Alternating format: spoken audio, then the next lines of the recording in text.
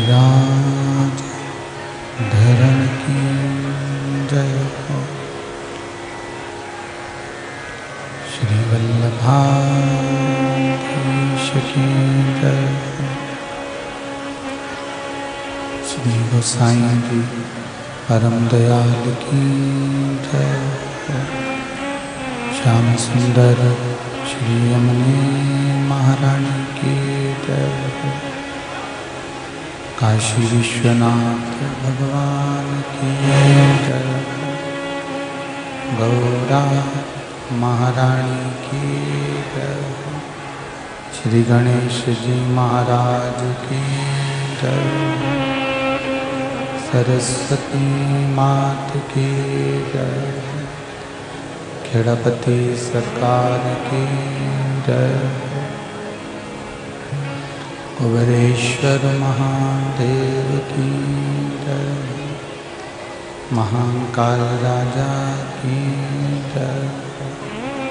श्री हनुमान जी महाराज की जय हो। संत सद्गुरुदेव गौ माता की जय हो।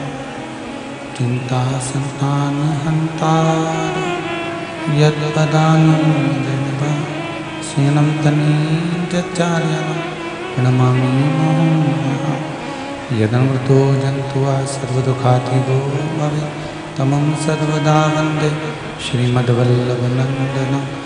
अज्ञानतिमिरागास्य ज्ञानजयशलाकया चक्षुरुन्मीलितेन तस्मै श्रीगुरवे नमः।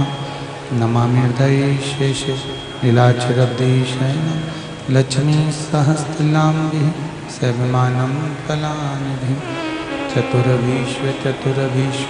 चतुरभीष्वतविस्तवा षड्विजायते योऽसौ पञ्चदा हृदये ममः।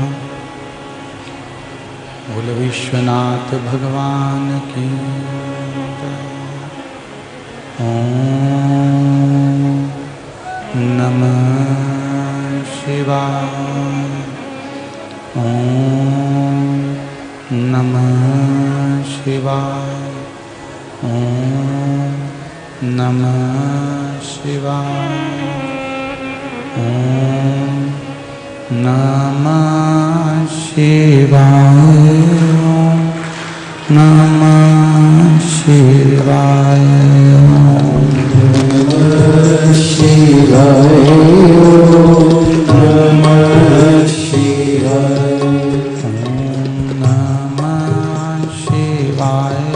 ओम नमः शिवाय। ओम नमः शिवाय। ओम नमः शिवाय। ओम नमः शिवाय। ओम नमः शिवाय। नमः शिवाय। ओम नमः शिवाय। ओम नमः शिवाय। ओम नमः शिवाय। ओम नमः शिवाय। ओम नमः शिवाय। ओम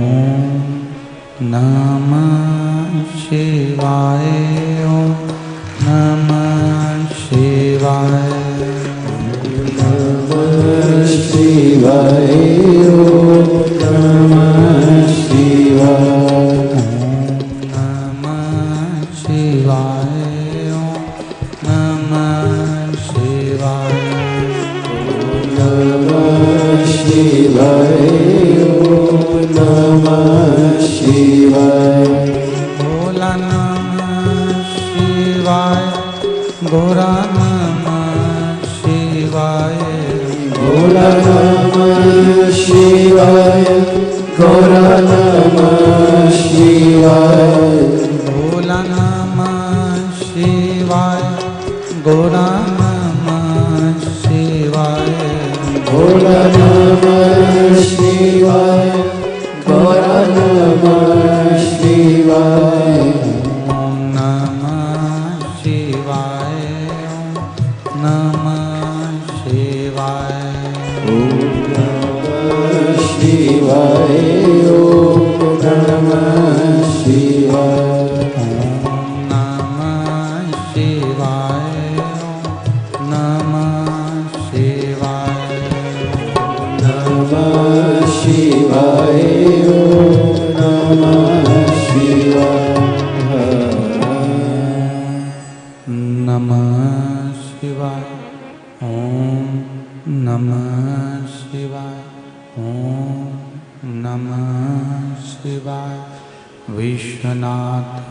भगवान की जय।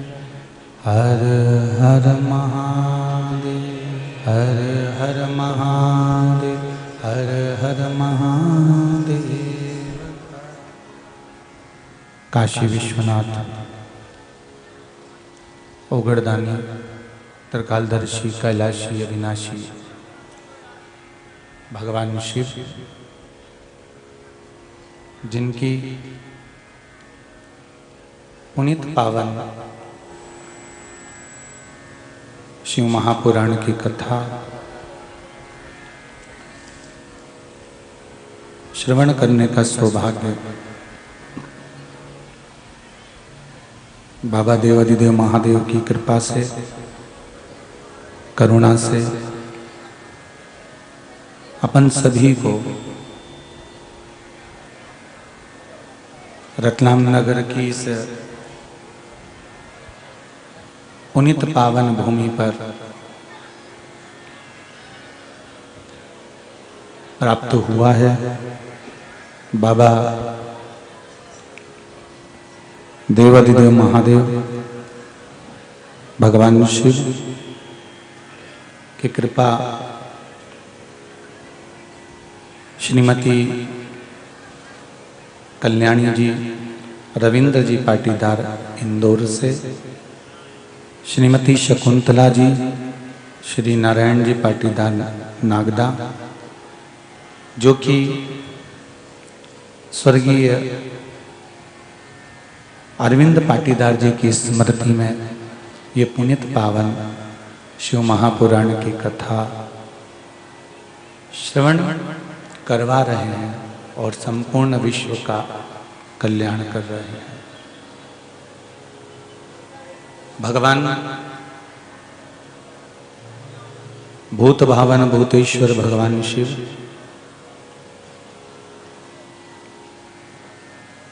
जब तक कृपा न करें तब तक जीवन का कोई एक सुख हमें प्राप्त नहीं हो सकता।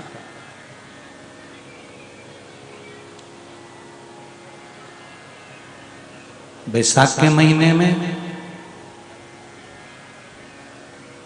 यदि भगवान शिव की कथा सुनने का सौभाग्य मिला है, बैसाख के महीने में अपन अगर कथा श्रवण कर रहे हैं, तो ये कहीं मेरे शिव की, मेरे उगड़दानी, मेरे शंकर की ही कृपा है, दया है, उदारता है।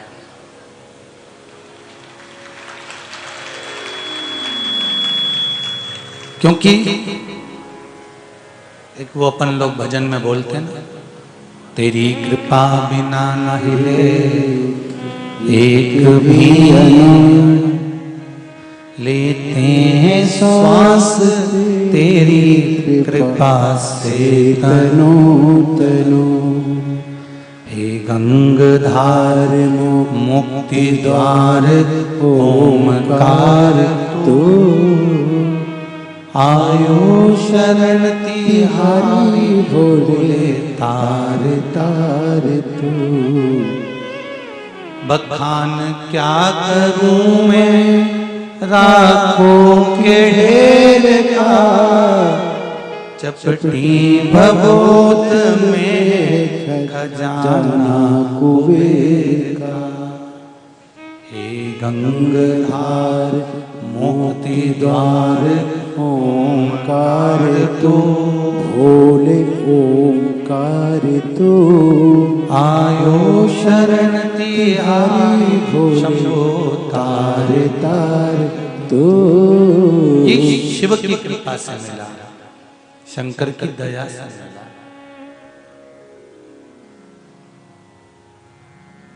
पैसे कमाओ, खूब कमाओ,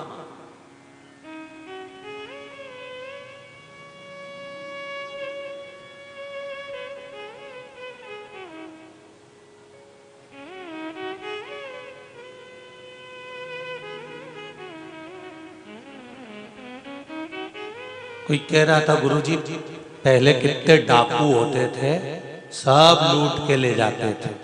हमने कहा आज डाकुओं की कमी है। पहले के डाकू तो फिर भी समझदार थे, लूट कर ले जाते थे, पर माता रानी की काली की पूजन तो करते थे। आज के जमाने के तो डाकू हजम कर जाए मालूम ना पड़ता।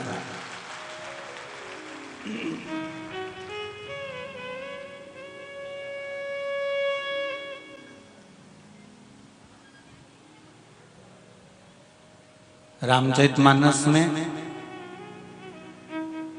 दो को बहुत बुरा बताया गया है, एक शूर्पणखा को और दूसरी कैकेयी।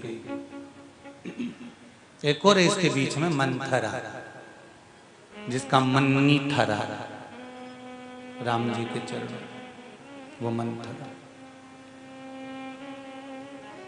पर इन सब में सबसे ज्यादा अगर बेकार किसी को बताया है तो वो शूर्पणखा को बताया।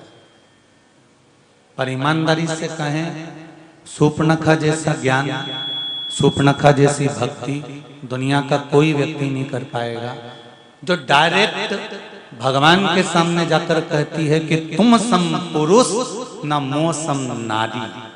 जो भगवान से कहती है कि तुम्हारे जैसा कोई पुरुष नहीं होगा और मेरे जैसी कोई नारी नहीं होगी, इसलिए मैं चाहती हूं कि आपसे मैं प्रेम करती हूं, स्नेह करती हूं और विवाह करना चाहती हूं।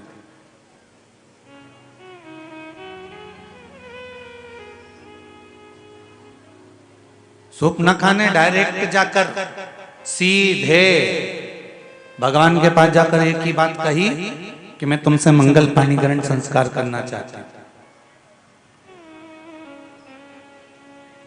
मैं तुम्हें अपना बनाना चाहती हूं। दुनिया का व्यक्ति रोज मंदिर जाता है और रोज कुछ ना कुछ मांगता है, पर वो भगवान से शूर्पणखा जैसा कभी नहीं कह पाता कि भगवान मैं तुम्हारा होना चाहता हूं और तुम्हें अपना बनाना चाहता हूं। कितनी समझदार होगी, विचार करिए जरा। उसमें कितना कितना ज्ञान होगा, कितनी समझदारीता होगी उसके अंदर।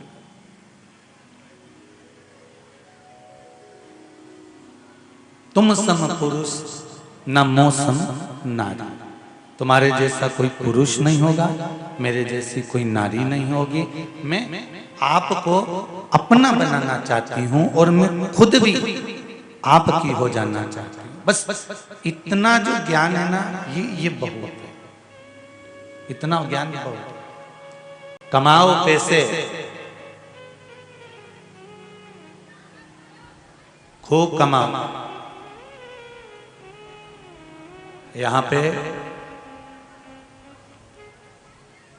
आत्मनिर्भर भारत का अगर कहीं दर्शन करने जाना है ना, तो आत्मनिर्भर भारत का दर्शन करने अगर कहीं जाना हो तो उनको रतलाम आकर देख लेना चाहिए कि यहाँ का एक एक मनुष्य आत्मनिर्भर है।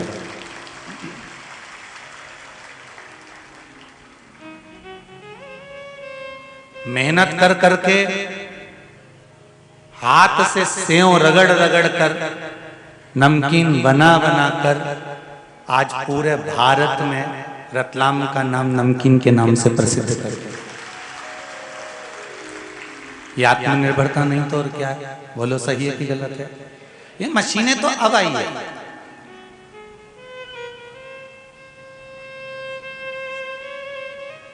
गोल्ड लाना, सोना लेकर आना और उस गोल्ड को कारीगिरी कर करके आभूषणों का निर्माण कर कर बेच देना, ये रतलाम ने चालू किया। अब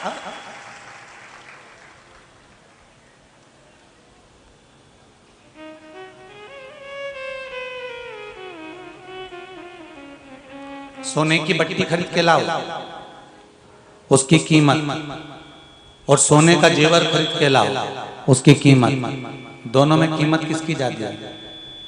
जम के बोलो। जो तुमने जेवर तैयार करा,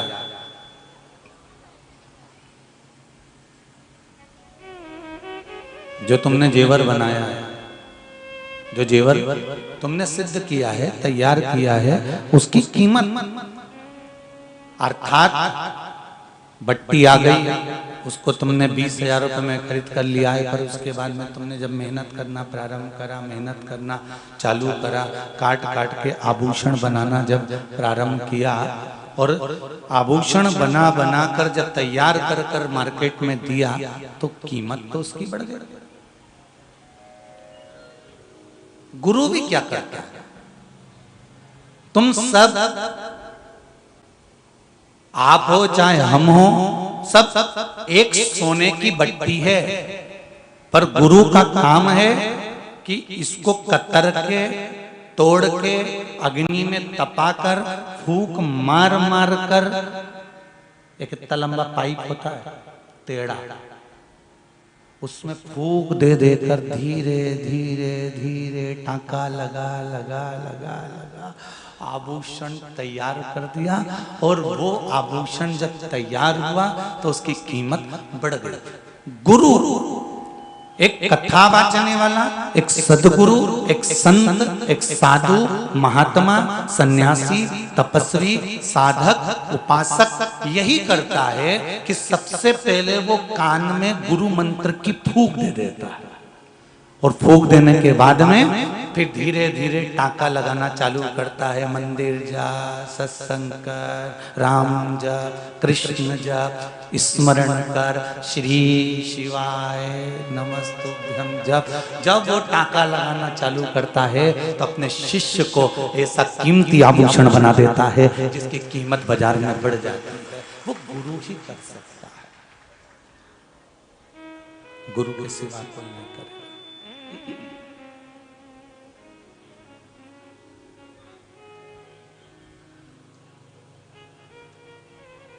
उसके सिवाय कोई करने वाला है भी नहीं। पैसा कमाओ, खूब कमाओ, जितनी तुम्हारी कैपेसिटी है उससे ज्यादा कमाओ, और भगवान तुम्हारे शरीर को इतना जोरदार रखे कि तुम कमाते ही रहो। मना नहीं, खूब अच्छे से कमाओ, मना नहीं, पर पैसे के साथ में थोड़ा सा पुण्य, थोड़ी सी दुआ, थोड़ा सा आशीर्वाद जरूर कमा कर रखना, क्योंकि जरूरी है, बहुत जरूरी। जहां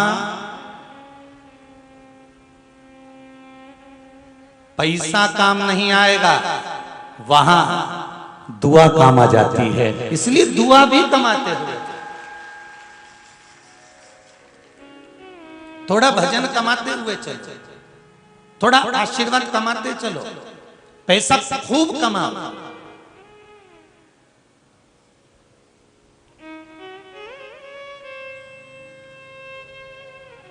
रतलाम शहर, रतलाम नगर किसी दूसरे पर आश्रित नहीं है, दूसरे शहर रतलाम पर आश्रित है कि यहां से माल आए।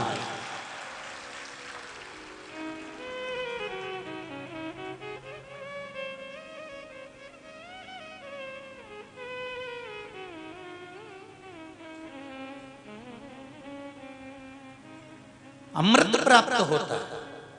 आज आत्मनिर्भर भारत की पहचान क्या है?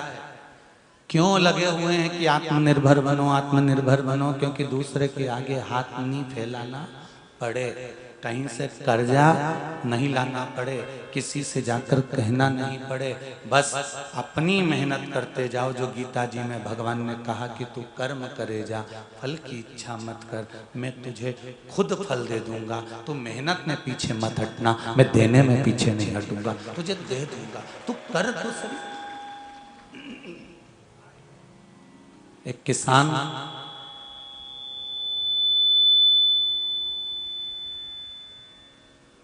सुबह जल्दी उठता है, मेहनत करता है, परिश्रम करता है, और परिश्रम करने के साथ साथ जब उसकी मेहनत चालू होती है, एक किसान की,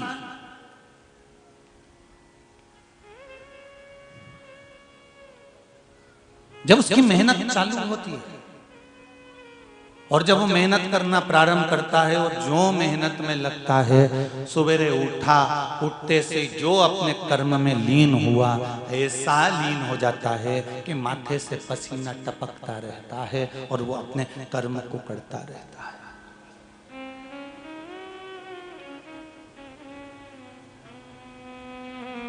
कर्म करो।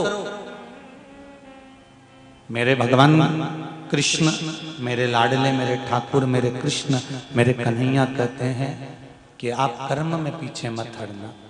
अगर आप कर्म में पीछे नहीं हटे तो ये पक्का है, मेरे कृष्ण कहते हैं मैं तेरी विपदा की घड़ी में तुझे देने में पीछे नहीं हटूंगा, तेरे सामने खड़ा मिल जाऊंगा। बस मत बुरे कर्म कर बंदे वरना पछताएगा, भगवान की आंखों से तू बच नहीं पाएगा, तू बच नहीं पाएगा। अरे ओ अज्ञानी मत कर नादानी, अरे ओ अज्ञानी मत कर नादानी। तेरे कर्म का फल भी तू ही पाएगा, जैसा किया तूने तेरे आगे आएगा। मत बुरे कर्म कर बंदे वरना पछताएगा, भगवान की आंखों से तू बच नहीं पाएगा, तो बच नहीं पाएगा। अरे ओ अज्ञानी मत करना दानी। कर्म अच्छा करते हुए चले, और जब आप कर्म श्रेष्ठ करते हुए चलेंगे तो जीवन का अपने आप सुख प्राप्त हो जाएगा, अपने आप। श्रेष्ठ कर्म की ओर बढ़िए। आज रतलाम नगर, रतलाम शहर स्वयं आत्मनिर्भर भारत की ओर है, और उसका आत्मनिर्भरता यही है कि वो स्वयं कुछ आगे बढ़ने का जज्बा रखता है और आगे बढ़ने का कर्म रखता है कि वो करता है।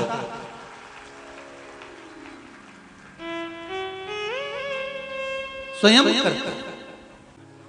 भगवान शिव ओगरदानी त्रिकालदर्शी कैलाश,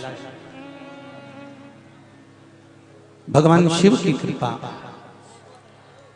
कथा कह रही है। महाराज पैसे कमाओ, खूब कमाओ, शिव महापुराण कहते हैं, मनन पर शिव महापुराण की कथा वर्णन करती है कि पैसे के साथ में हमें क्या कमाना है? आशीर्वाद, दुआ और कुछ पुण्य, थोड़ा सा। कुछ जगहें ऐसी होती हैं जहां पर पैसा काम नहीं आता। जिस समय पर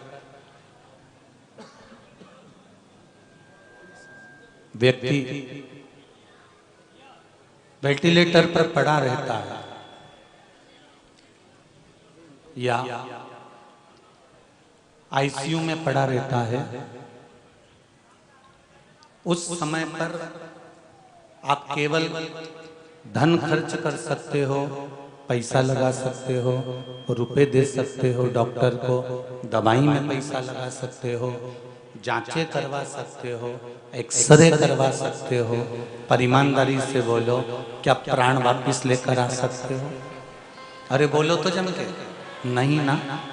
प्राण वापस लाने में अगर कोई सक्षम है तो वो आपका करा गया पुण्य फल है, सत्कर्म है, दुआ है, आशीर्वाद।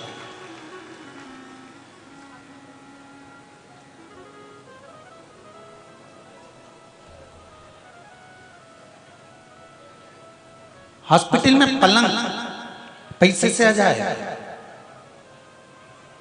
दवाई पैसे से आ जाए, डॉक्टर वो भी पैसे से मिल जाए, पर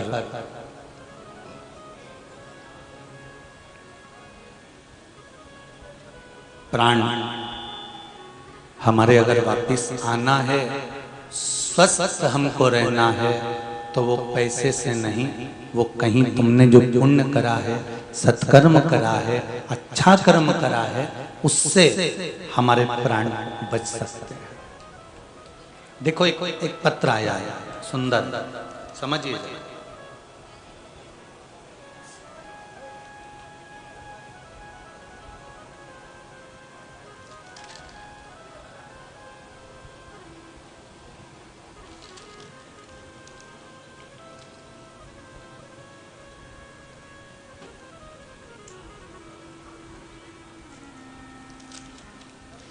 घनश्याम जी सेन, ग्राम पोस्ट लाबरिया, तहसील सरदारपुरा, जिला धार। कहीं बैठे हैं? कहीं बैठे हो तो हाथ हिलाइएगा, अगर बाहर भी बैठे हो तो हाथ हिला दीजिएगा।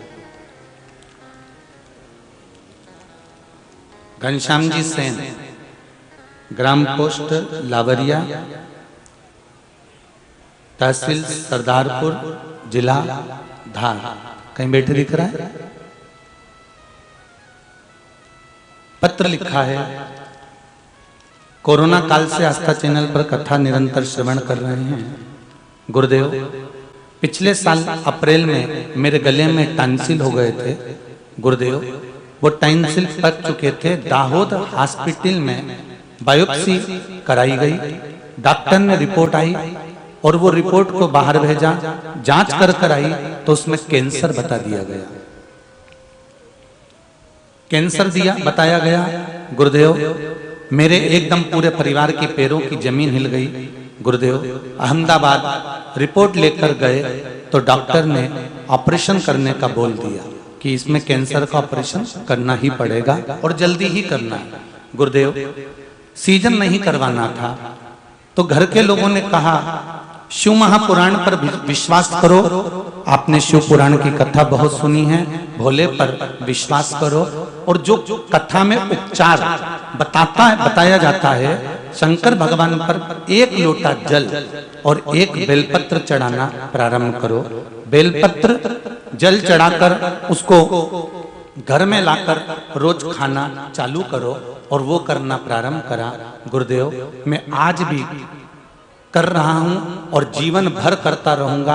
ऐसे करने से गुरुदेव मेरे गले का कैंसर बिना ऑपरेशन के ठीक हो गया है और डॉक्टर ने अब ऑपरेशन का मना कर दिया है।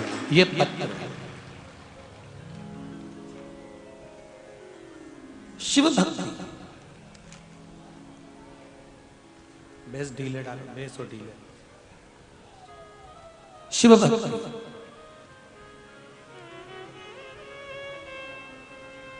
बिना शंकर के भक्ति के कुछ नहीं। आपका विश्वास,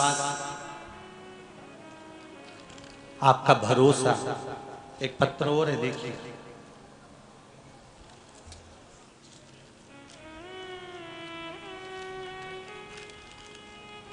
मेरे पति को श्री शिवाय नमस्तुभ्यम गुरुजी, मेरा नाम सुनीता रविंद्र राजपूत है।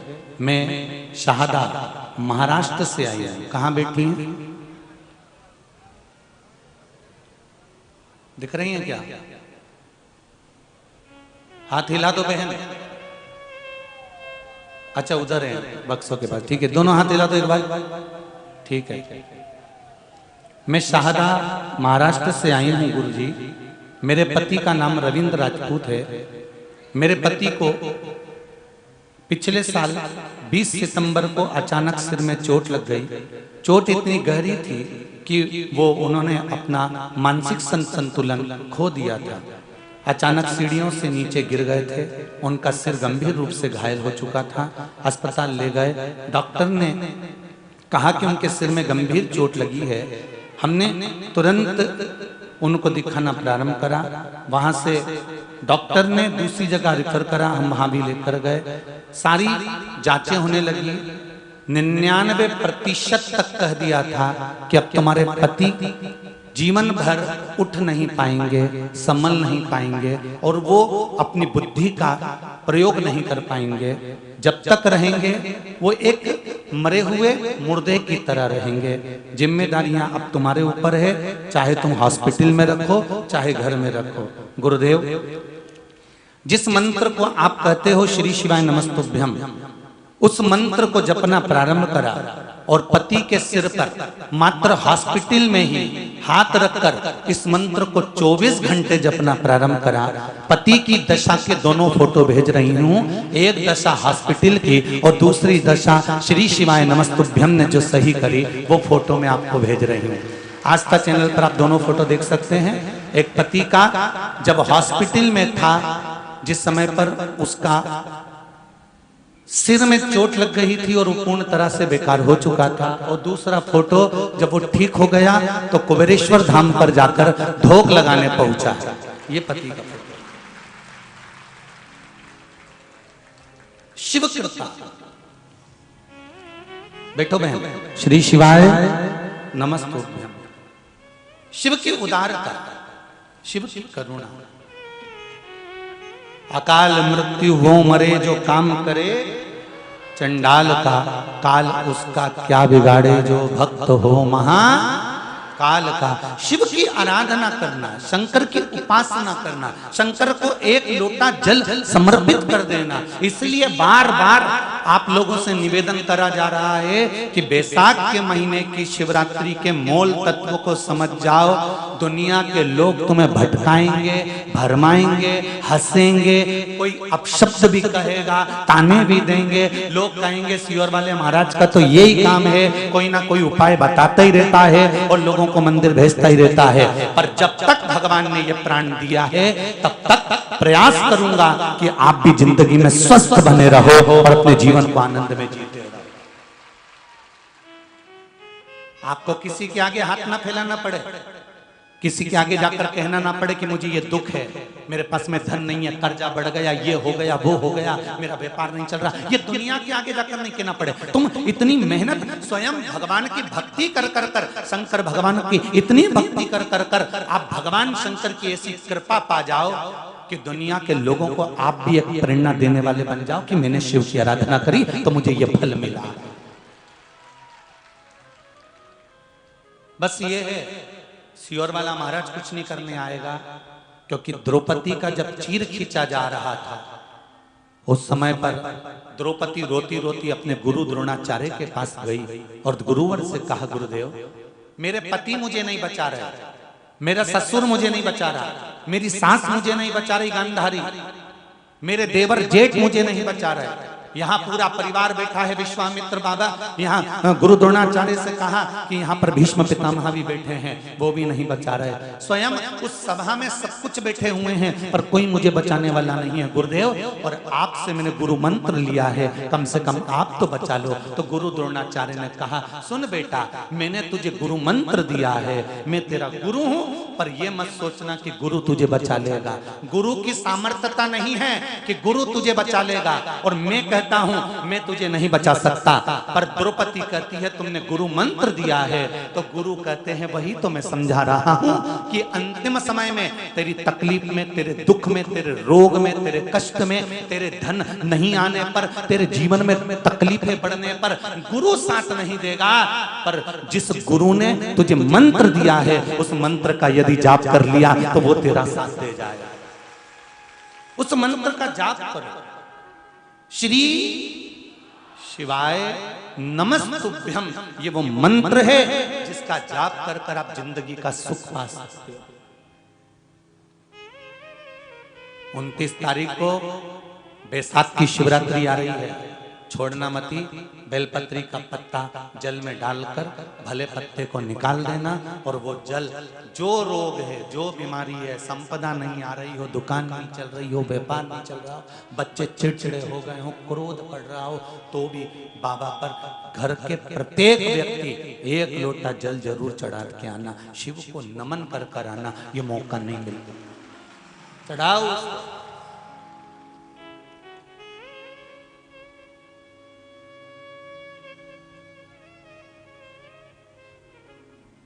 बैसाख के महीने में एक पकवान बनता है शंकर जी का।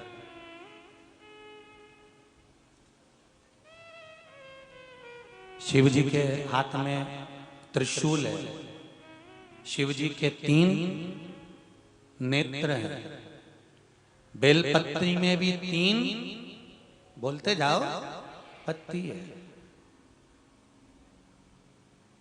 बैसाख के महीने में जो शंकर भगवान को प्रसाद का भोग लगता है उसमें भी 3 ही चीज मिलती है। सत्तू,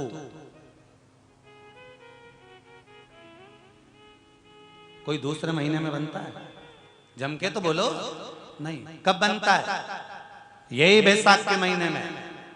चने की दाल, गेहूं और जौ, इन तीनों को गलाकर सेक कर जो सत्तू तैयार होता है, इसी बैसाख के महीने में परशुराम जयंती के दिन या अमावस्या के दिन या पूर्णिमा के दिन शंकर भगवान को समर्पित होता है और भगवान विष्णु को समर्पित होता है। दुनिया के लोग कहते क्या होता है सत्तू से? सास अपनी बहू से कहती है बेटा सत्तू बना ले, थोड़ा सा सत्तू बाजार से ले आना, 10 रुपए का खरीद कर ले आना। आज सत्तू, आज अपन पूजन करेंगे सत्तू की, अक्षय तृतीया है, थोड़ा सा पूज देंगे, थोड़ा सा भगवान को भोग लगा देंगे, सत्तू का लड्डू बना लेंगे। बोलो री जी, सही है कि गलत है?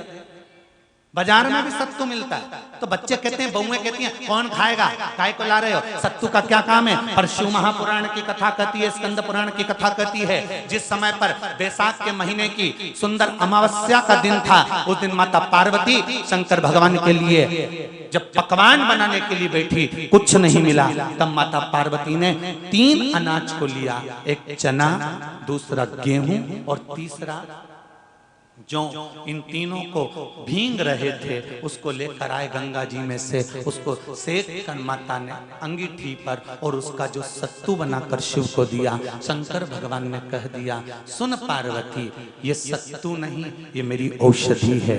बैसाख के महीने में जो खाएगा वो जिंदगी भर रोएगा नहीं, शरीर से स्वस्थ हो। अब उसको लोगों ने हंसी खेल में ले लिया, सत्तू का क्या काम, मम्मी हम नहीं खाएंगे, बड़ा पूरा।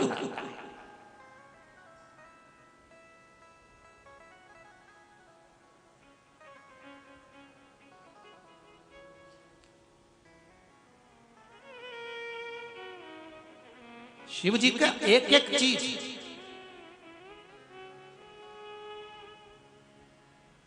बैसाख के महीने में पियो बेल। बेल मतलब समझ गए? बेल का रस। बैसाख के महीने में पियो बेल और शरीर को रखो ऑलिव बेल। पियो।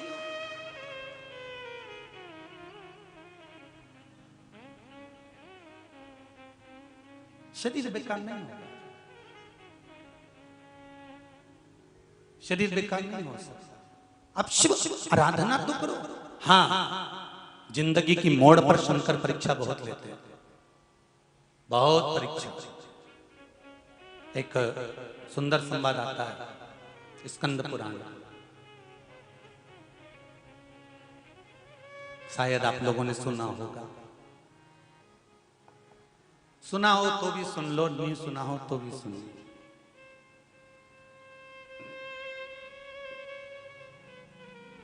कांति नगर में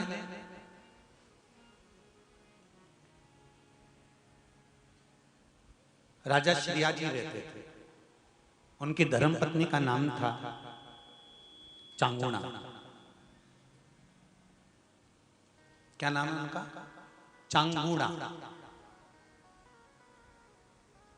चांगुणा शिव भक्ति में लीन रहती थी, उसे शंकर की भक्ति के सिवा कुछ सुहाता ही नहीं था।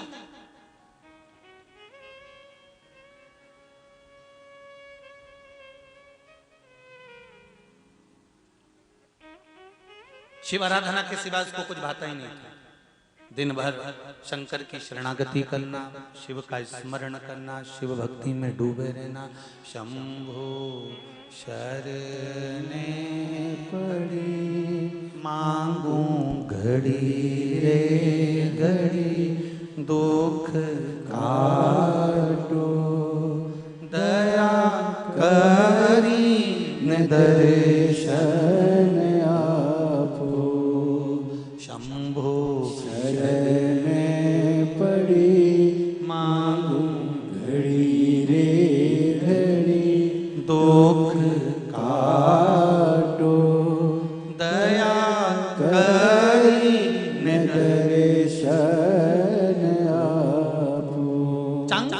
दिन रात भगवान शंकर की आराधना करती थी। स्कंद पुराण में बैसाख चरित्र के अंतर्गत ये सुंदर बैसाख के महत्व में चांगुड़ा की कथा वर्णन की गई।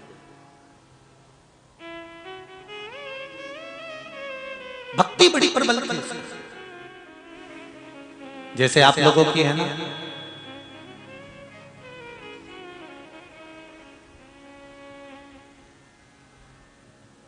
खरगोन, देपालपुर, रायसेन, छत्तीसगढ़ सब दूर का रिकॉर्ड तोड़ दिया रतलाम में भीड़ में।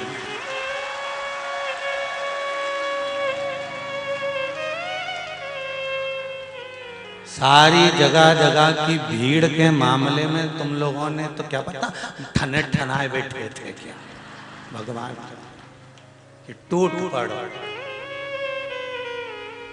सारे रिकॉर्ड तोड़ दिए थे।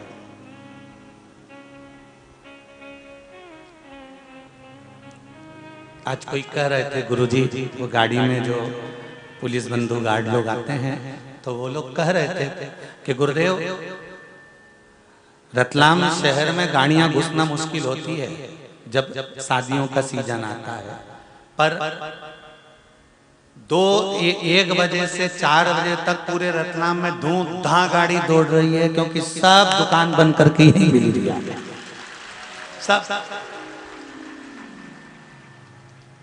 और फिर कहूंगा जो दुकान पर बैठकर कमाया वो पत्नी और बच्चों के लिए कमाया, एक दिन यहीं छूट जाना है।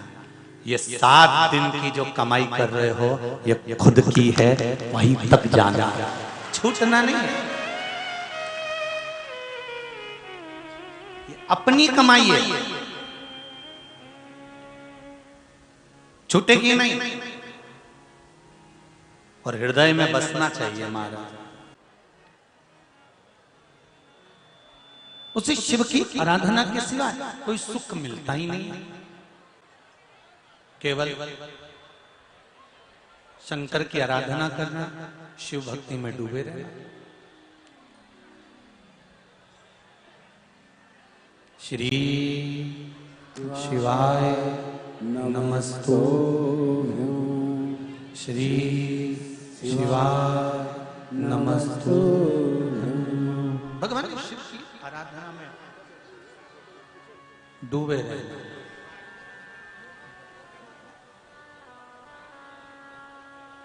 भगवान की भक्ति में सदा लगे रहना। चांगुड़ा शिव की आराधना में दिन रात लगी रही। समय आया, एक दिन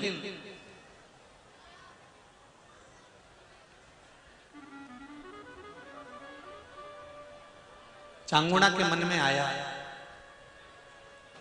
कीर्तन करते करते, भजन करते करते, कथा सत्संग संकीर्तन दान पुण्य स्मरण करते करते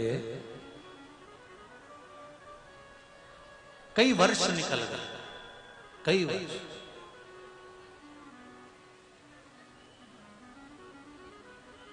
पर संतान नहीं है गोदी में।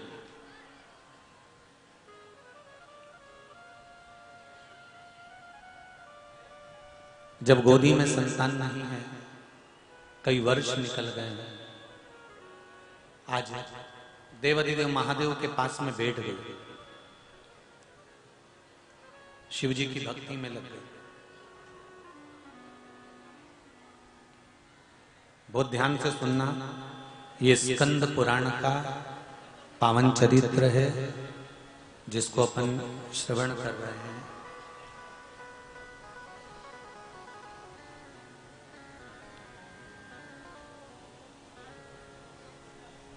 जल का पात्र भरकर लाती है, बेलपत्र शिव को समर्पित करती है और जल समर्पित करती है। जहां शंकर भगवान की जलाधारी में से पानी नीचे बहता है, समझ लेना जरा अच्छे से हो। जैसे ये गोल जलाधारी है, ये शिवलिंग है, यहां से पानी नीचे बहता है। जब विशेष कोई दुख वाली बात आ जाती है या कोई तकलीफ खड़ी हो जाती है, बहुत बड़ी अगर कोई तकलीफ खड़ी हो जाती है, तो शिवलिंग के स्पर्श की जगह जहां से पानी बहता है जाता है ये गोल, और यहां से जो भगवान के चरण है जहां से पानी नीचे गिरता है, समझ रहे हो ना सब लोग? उस स्थान पर अपनी जो ये हथेली होती है, इस हथेली को कुछ देर लगा लिया जाता है। कौन सा स्थान? जहां से शिवलिंग पर जल चढ़ा, ये जलाधारी में गोल घूमा, घूम के जहां चरण से नीचे जाता है वहां कुछ देर के लिए इस हथेली को लगा लिया जाता है। अपनी हाथ की, सीधे हाथ की हथेली को लगाया जाता है। और देवाधिदेव महादेव का या तो पंचाक्षर मंत्र या षडाक्षर मंत्र या श्री शिवाय नमस्तुभ्यं, इस मंत्र का या महामृत्युंजय मंत्र का स्मरण कर लिया जाता है। और दिल की बात भगवान शिव से कह दी जाती है, हृदय से कहकर 2 दिन, ज्यादा से ज्यादा 3 दिन, ज्यादा से ज्यादा 5 दिन, बस 6ठे दिन की जरूरत नहीं पड़ेगी, बाबा रास्ता खोल देगा और कार्य सफल कर देगा। दिल की बात कहो शिव से। बेस और इको डालो थोड़ा, बेस और डी में।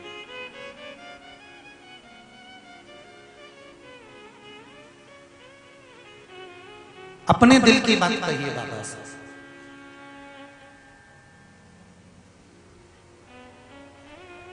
और जब दिल की बात कहोगे, हृदय की बात जब बाबा से कहोगे तो बाबा सुनेगा, निश्चित है सुनेगा।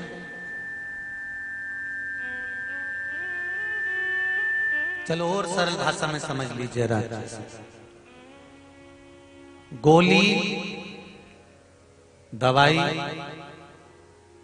नाक से खाई जाती है कि मुंह से खाई जाती है? बोलते जाओ जरा। मुख से।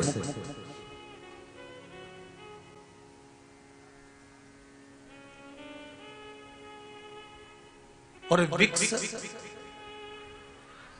नहीं, मुंडा से खा जाओ तो जरूरी नाक से ही उसको लगाना जरूरी है।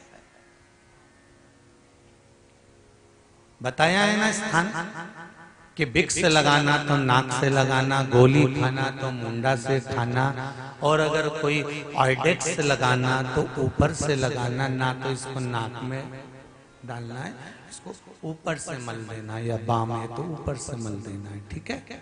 उसी तरह शंकर भगवान के शिवलिंग से लेकर जलाधारी से लेकर चरणारविंद तक के बीच में किस जगह पर, और सरल में समझो फिर पहुंचते हैं। वो कौन सा, वो एक और रेकी वाले होते हैं, ऐसा कुछ मेथी दाना यहाँ लगा देते हैं और ऐसा ऐसा वो लपेट देते हैं, क्या बोलते हैं उसको? हैं? हाँ, बस वो थेरेपी ध्यान रख लूं मैं तो, ठीक है? आप लोगों ने ध्यान रख लेना जो भैया जी बोले, ठीक है? तो वो थेरेपी के अंतर्गत यहाँ मेथी दाना लगा दिया, यहाँ लपेट दिया, यहाँ मूंग का दाना लगाया, यहाँ लपेट दिया, यहाँ चावल फंसा दिया, यहाँ लपेट दिया, तो उससे बीमारी को हरने के लिए करते, बोलो सही है ना? इसीलिए करते हैं ना। और कहीं कहीं एक्यूप्रेशर वाले मिलते हैं कि यहाँ का पंच दबाएंगे तो कि ये दबाओ तो सिर बंद हो जाए, ये दबाओ तो पेट बंद हो जाए, ये दबाओ तो पाँव बंद हो जाए, ये दबाओ तो हाथ। सही है? उसी तरह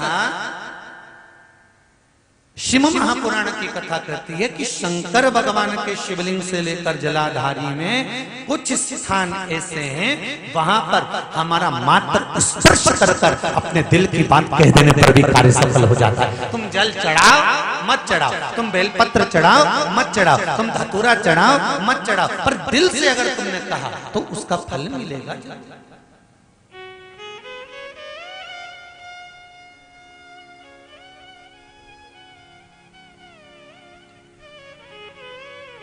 सत्तू 12 महीने खाओ मत खाओ। कौन सा महीना? बैसाख के महीने में सत्तू जरूर खाओ। और सत्तू चाइना से नहीं आएगा, इंडिया में बनेगा और बना भारत में ही।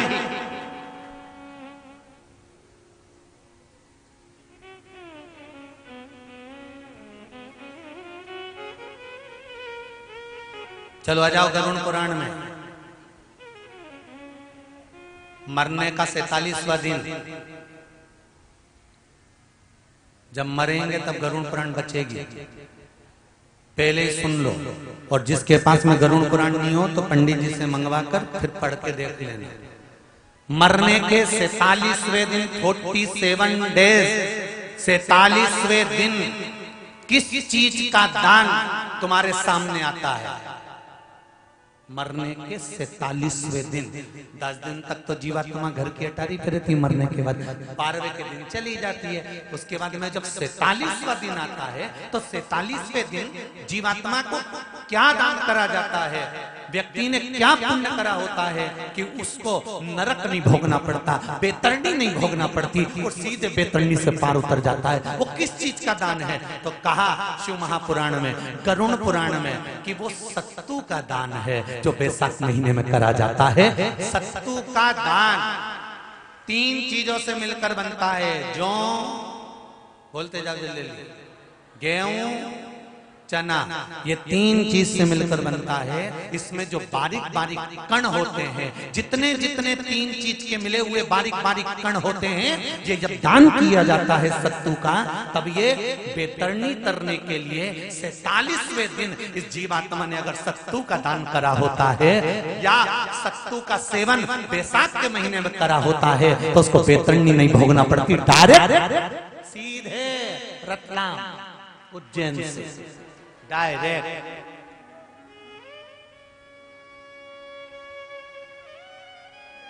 किस किस के यहां बनता है सत्तू?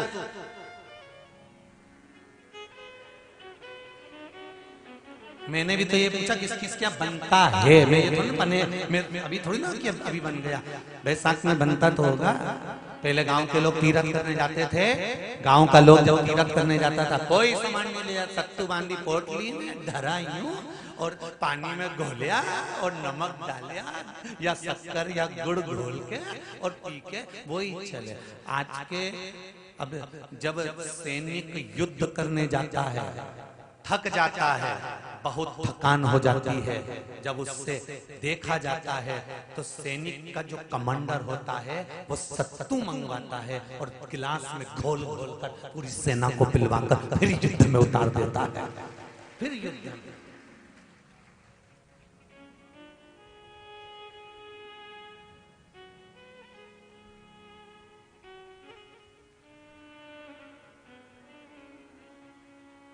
साधारण नहीं है महाराज। सत्तू में जितने बारीक बारीक कण होते हैं, जितने बारीक बारीक कण, अब तुम्हें काम करना, अभी जब फ्री रहो तो एक कागज पे रख के सत्तू का एक एक कण गिनना, 1 2 3 बारीक बारीक गिनते रहना जरा। तो तुम्हारा क्या जाए गिनने में? भगवान कृष्ण के हाथ में पट्टी बंधी थी तो उनने भी तो रुक्मणी को गिनने को दिया था, जरा गिन तो जरा इसमें कितने धागे। रुक्मणी जी ने कहा इसमें 9,999 धागे हैं। भगवान ने कहा बस यही 9,999 मुझे द्रौपदी को वापिस लौटाना है। गिन के लगा लो, अभी अभी लगा लो, ऊपर तो भगवान गिन के बता ही देगा कि तुमने जो सत्तू दान करा था, तुमने जो सत्तू खाया था, तुमने जो सत्तू भगवान को दिया था, सत्तू का लड्डू बनाकर तुमने बैसाख महीने में भगवान की जो पूजन करी थी, तो अमावस्या के दिन, पूर्णिमा के दिन या अक्षय तृतीया के दिन तुमने जो सत्तू दिया था, भगवान तो गिनती बता देगा कि उस सत्तू में कितना कण था। और अगर नहीं बताए तो तुम आंदोलन पे बैठ जाओगे। क्या हमें बताओ पहले हमने कितना सत्तू दिया था, उसमें कितने कण थे, बताना पड़ा।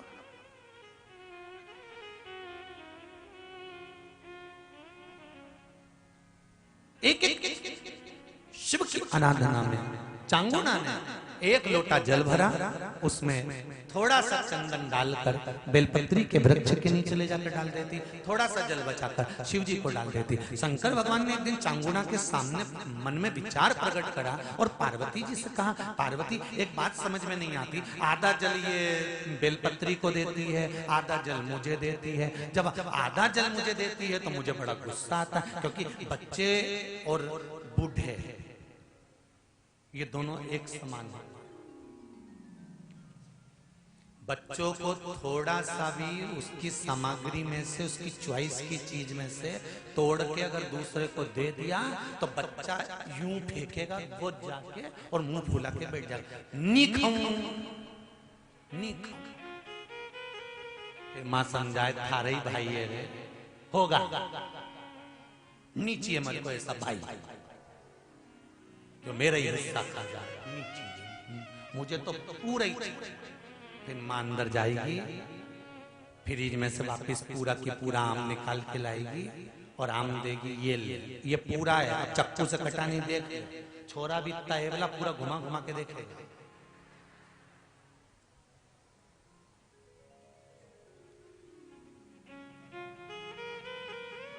पूरा देख लिया तब ले। बच्चा ऐसे ही बुजुर्ग व्यक्ति होता है, बूढ़ा, पति को भोजन दिया तो उसमें चटनी रख दी, जीरामन रख दिया, पापड़ सेक के रख दिया, और बुढ़ा व्यक्ति जब भोजन करा तो उसमें कहीं नहीं, तो बूढ़े की निगाह में तो आ ही जाता है कि बताओ अपनी तो वैल्यू घस गई। तो बच्चे के मन में और बुजुर्ग के मन में आ जाता है, बच्चा और बूढ़ा एक साथ। भगवान ने कहा ये आधा जल कहां डोल के आती है। पार्वती जी ने कहा उसके संतान नहीं है, इसलिए वो बेलपत्री की भी आराधना करती है और आपकी भी आराधना करती है। ठीक है,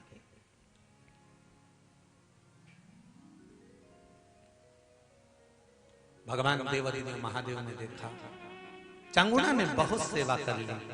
आज भगवान सुंदर एक संत का रूप धरकर चांगुड़ा के दरवाजे पर पहुंच गए, अलग जगह। चांगुड़ा दौड़ कर आई, बाबा जी आइए, क्या लाऊं मैं आपके लिए? भिक्षाम देहि, भिक्षाम देहि।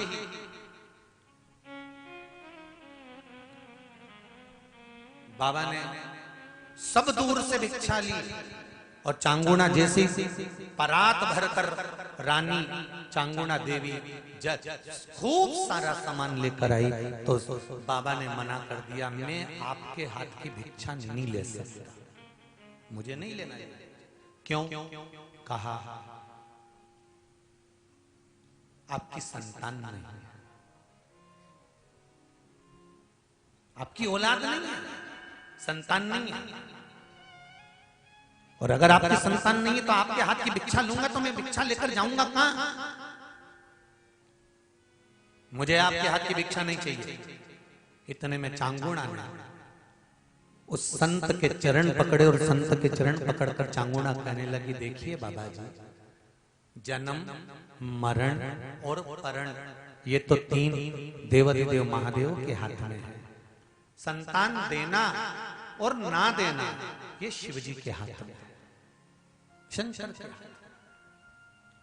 एक पत्र में लिखा है,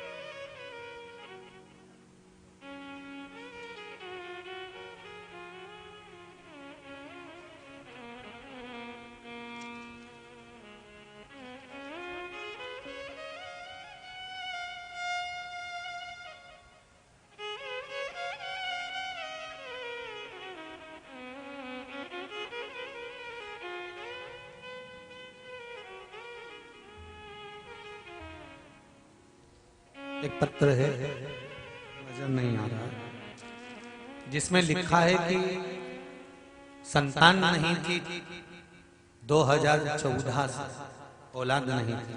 जिसने भी लिखा होगा पत्र,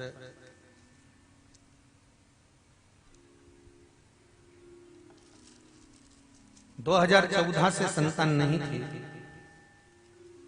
सारे इलाज करवा लिए, डॉक्टर को दिखा लिया, पर संतान का सुख नहीं था। गुरुदेव तब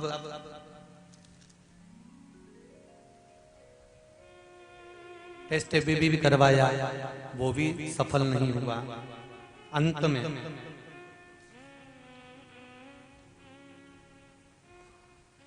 जिसने भी पत्र लिखा हो, अगर वो यहाँ बैठे हों तो हाथ उठा सकते हैं, वो पत्र ढूंढना पड़ेगा। तो संतान का सुख नहीं था गुरुदेव, कई बार इलाज करवाया तो भी संतान का सुख प्राप्त नहीं हुआ। आखिरी में किसी ने कहा कि शिव महापुराण में सफेद आंकड़े की जड़ का प्रयोग बताया गया है, एक बार वो तो करो। और सफेद आंकड़े की जड़ का प्रयोग किया गया और गुरुजी 5 महीने का गर्भ है, ये वो माने लिखकर दीदी ने भेजा। जिसने भेजा होगा वो बैठी होंगी, अगर पत्र नहीं मिला तो उनके स्मरण में रहे कि आपका पत्र पढ़ा गया।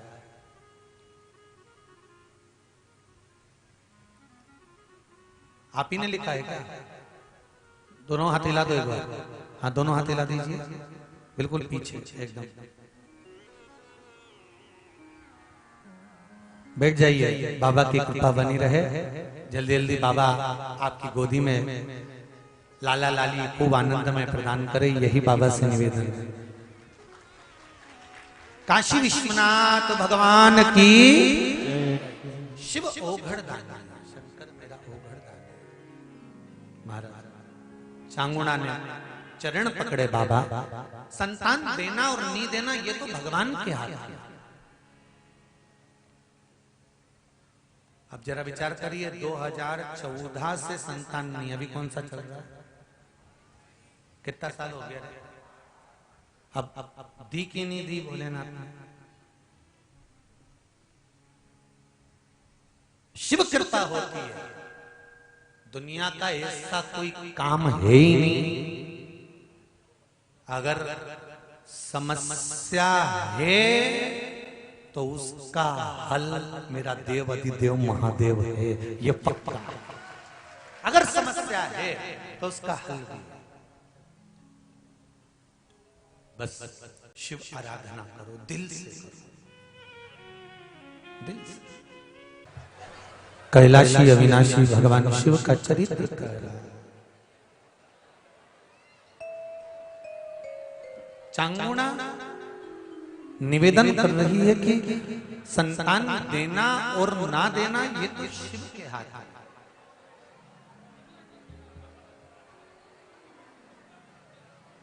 श्री सभी लोग बोले और प्रेम से बोले, क्योंकि कथा के मध्य में जब भी ये मंत्र आता है अपने दिल की बात भगवान देवाधिदेव महादेव से कहना रहता है।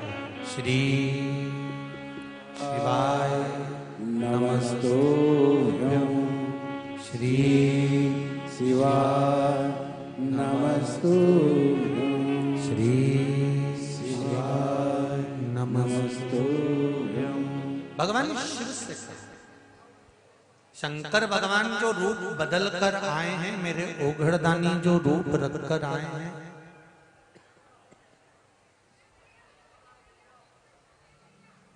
भगवान ने कहा मैं तुम्हारे हाथ से भिक्षा नहीं ले सकता, क्योंकि तुम्हारी संतान नहीं है। तब चांगुणा ने कहा एक बात कहें बाबा जी, दुनिया में संत, साधु, सन्यासी, तपस्वी, साधक, उपासक, इसका जो बल होता है ना, वो बड़ा बल होता है। तप का बल साधारण नहीं होता। तप का बल खाली नहीं जाता। गुरुदेव, आपने अगर कभी जीवन में भक्ति करी है ना, तो ये विश्वास मानकर कहती हूँ, आप मुझे आशीर्वाद देंगे तो मेरे घर में संतान जरूर होगी, ये भी पक्का है। आप बस बोल दो कि संतान होगी, बहुत।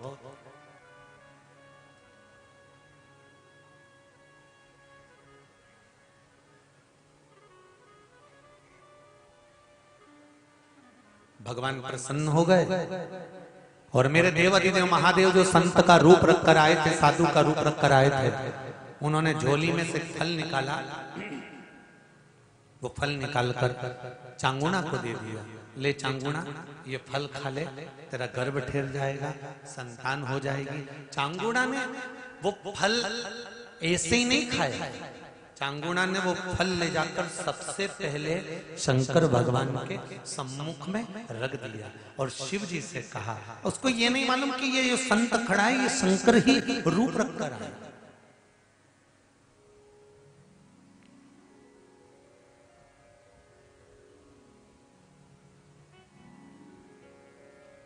चांगुणा की शिव भक्ति से शंकर प्रसन्न है।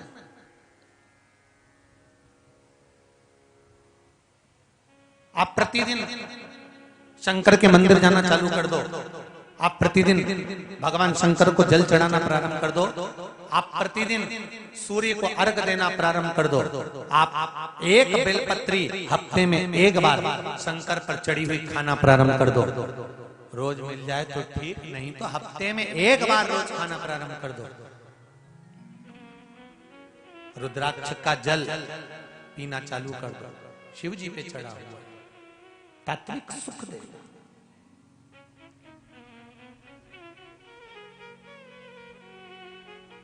जहां शिवालय होता है उस शिवालय के पास में एक ना एक सरोवर, कुंड, बावड़ी, तालाब, नदी जरूर होता है।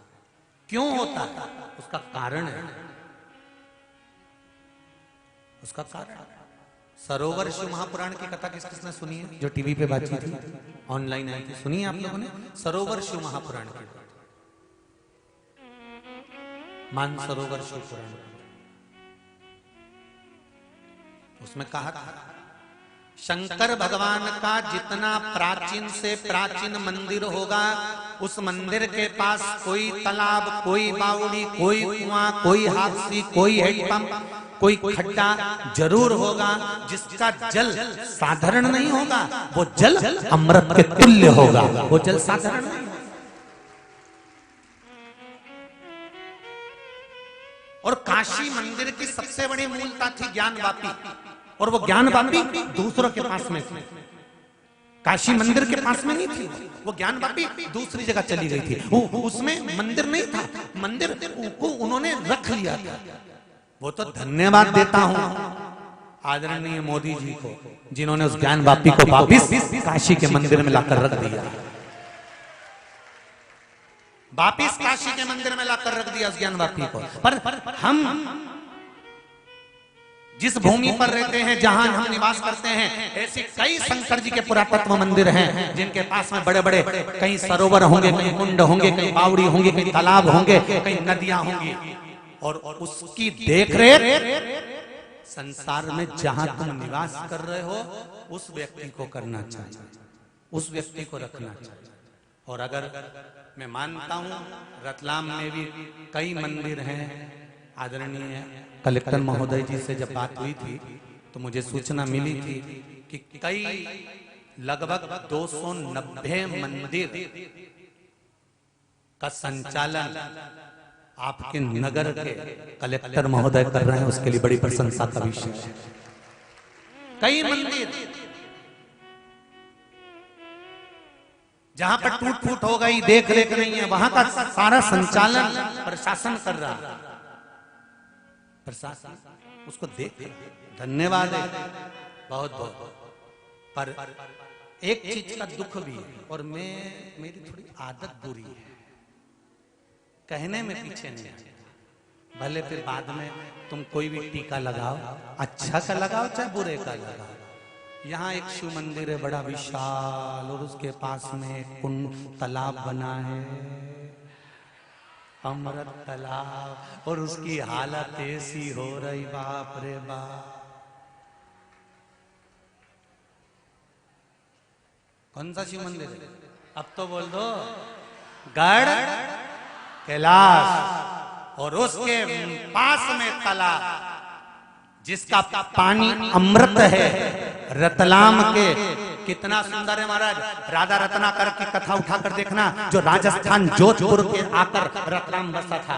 और उसकी कथा उठाकर देखो, राजस्थान के किताबों में उसका वर्णन मिलेगा। जिसने आते से शिव मंदिर का निर्माण करा था और उसके पास में एक तालाब का निर्माण करा था। वो तालाब ऐसा बनाया था कि राजस्थान में जब रोग उत्पन्न हो गया था तो इस तालाब का जल बोतल में भर भर कर ले जाकर पिलाया था और लोग ठीक हो गए थे। और वो तालाब में आज गटर का पानी जा रहा है तो क्या होगा रे तेरा कालिया? जरा विचार तो करो। क्या विचार है तुम्हारा?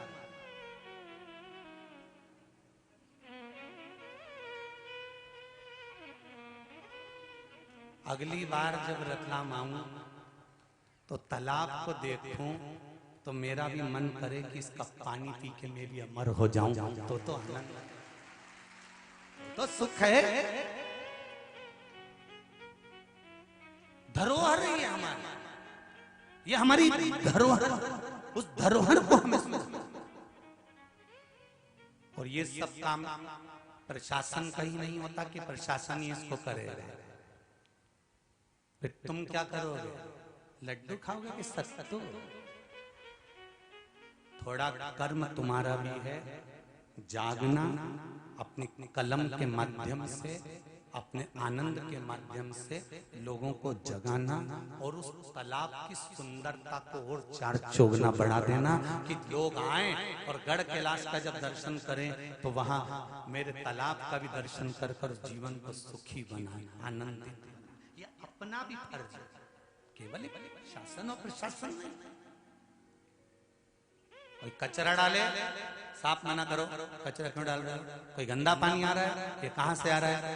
मुंह मोड़ दो उसका, तुरंत जिस घर में से आ रहा है वहीं नाली में फिट, उधर वापस रिटर्न।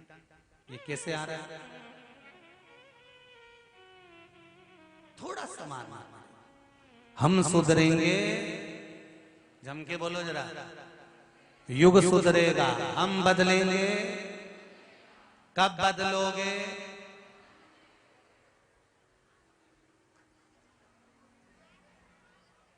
सांप तो नहीं है जो सूंघ गया। आज से, बस अभी से गलत काम अगर कोई कर रहा तो ये तुमने कचरा गलत फेंका। तुम अगर शंकर जी का विसर्जन भी करने जाओ, फूल पत्ती भी विसर्जन करने जाओ तो निवेदन बार बार कर रहे हैं, क्यों बेलपत्र विसर्जन करने जाते हो? उस बेलपत्र को सुखा के रखो, पाउडर बनाओ। फूल है, कोई सामान है तो उसको नदियों में, पवित्र पवित्र नदियों में, क्षिप्रा, गंगा नदी, जो पवित्र पवित्र नदियां हैं, तालाब है, सरोवर है, कुंड है, इनको साफ रखो, शुद्ध रखो, जिससे आने वाली पीढ़ी भी इसका प्रयोग कर सके। आज के पढ़े लिखे लड़कों को अगर तालाब का पानी दे दो नहीं तो पिए नहीं, बिसलेरी तो कह दो हारे लहरी। इनके कौन पिलाएगा? कौन आचमन करेगा? कौन कुंड का पानी पिएगा? समझाओ, आने वाली पीढ़ी के लिए जरूरी है, बहुत जरूरी।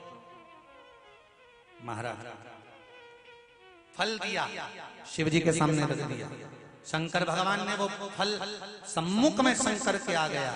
अब वो फल साधारण नहीं हो सकता। फिर कथा में कहूंगा, जिस कपड़े को आप पहनते हो, नई साड़ी है, पहले ले जाकर भगवान को चढ़ा दो, पहनो, उसकी कीमत बढ़ जाएगी। कोई भोग है, प्रसाद बना है, भगवान को भोग लगाओ, पाओ, उसकी कीमत बढ़ जाएगी। सब्जी, भाजी, तरकारी, पापड़, बड़ी, जो भी आप बना रहे हो, पहले भगवान को दो, उसके बाद पाइए, उसकी कीमत बढ़ जाएगी, उसका आनंद बढ़ जाएगा, उसका स्वाद बढ़ जाएगा। अब भगवान को कहो तो, देव तो।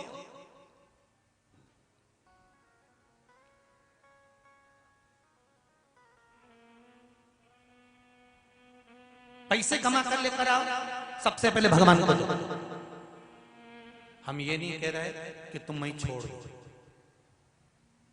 पहले भगवान को समर्पित करो। प्रभु ये आपकी कृपा से आया है, लीजिए, इसको प्रसाद कर दीजिए। जितने दिन ये लक्ष्मी मेरे घर में रहे, उतने दिन मेरे घर में बेटी बनकर रहे और उद्धार करे मेरा और मेरे जीवन का। लक्ष्मी भी रखो तो उसको समर्पित कर कर रखो। समर्पित।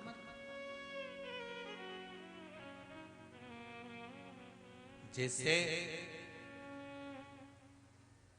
खेत में मकान होता है और चूहे पूरी फसल का नाश कर देते हैं, तो धतूरा और कमल गट्टा हल्दी की गांठ के साथ जमीन में जिस जगह मकान होता है, कमरा होता है, जहां गेहूं भरते हो, चने भरते हैं और चूहे पूरा खोखला कर देते हो, तो वहां उसके आसपास में एक धतूरा, कमल गट्टा और हल्दी की गांठ जैसे खड्डा खोद कर गाड़ दी जाती है, तो चूहा उधर प्रवेश नहीं करता, क्योंकि वहां शंकर का पहरा हो जाता है, गण का पहरा हो जाता है। तो गणेश आएगा पर चूहा नहीं।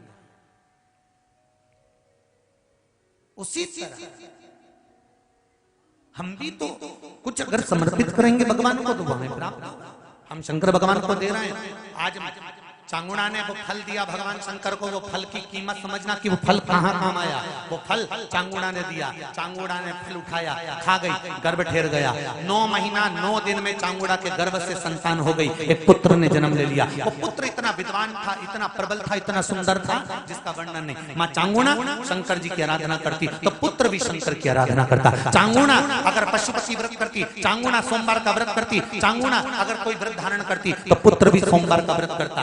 अगर चांगुड़ा शंकर का अभिषेक करती तो पुत्र भी शंकर का अभिषेक करता। चांगुड़ा अगर शिव की आराधना में डूबी रहती तो वो पुत्र भी शिव की आराधना में डूबा रहता। वो जैसा माँ करती है वैसा ही वो पुत्र करता है। और यही होता है, यही हमारे बच्चों को संवारना हमें, कोई दूसरा संवारेगा? तुम्हारे बच्चे अगर बिगड़ेंगे ना, सबसे पहले अगर आनंद आएगा ना तो दूसरों को ही आनंद आएगा। अच्छा है। और जैसे वो स्वान को कुत्ता को नहीं कहते छो, ऐसे इसको कहते लगे रहो, बहुत बढ़िया काम कर रहे हो, लगे रहो, बहुत बढ़िया काम कर रहे हो, लगे रहो, छो करते थे। वो तो कहीं का समझदार होगा जो समझाएगा, गलत काम मत कर छोरा, ये गलत है, मत जा, ऐसा मत कर छोरा, ये गलत, समझाने का प्रयास करें।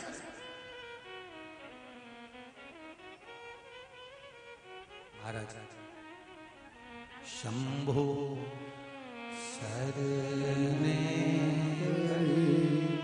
मांगो घड़ी घड़ी, दुख काटो दया करी ने दर्शन आपो।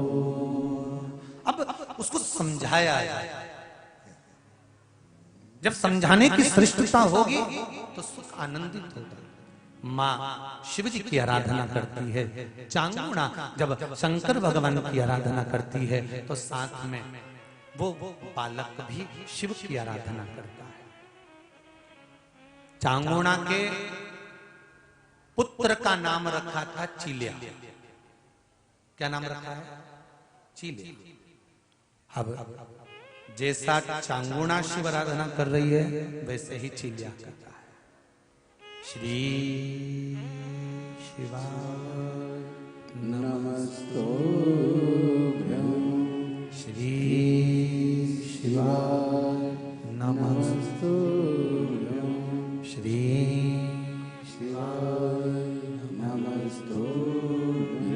चांगुड़ा मंदिर जाने लगी, पुत्र भी मंदिर जाने लगा। चांगुड़ा आराधना में लग गई, पुत्र भी आराधना में लग गया। समय आया, एक बार देवऋषि नारद निकलकर काशी में पहुंच गए, जहां पर माता पार्वती जी शंकर भगवान के चरण दबा रहे। ध्यान देना जरा कथा पर। हमेशा आपने कथा सुनी होगी कि लक्ष्मी जी भगवान विष्णु के चरण दबाती हैं, पर काशी की जो धरा है, काशी की जो भूमि है, ये अविमुक्त भूमि है, जहां पर माता पार्वती शंकर भगवान के चरण दबा रही थी।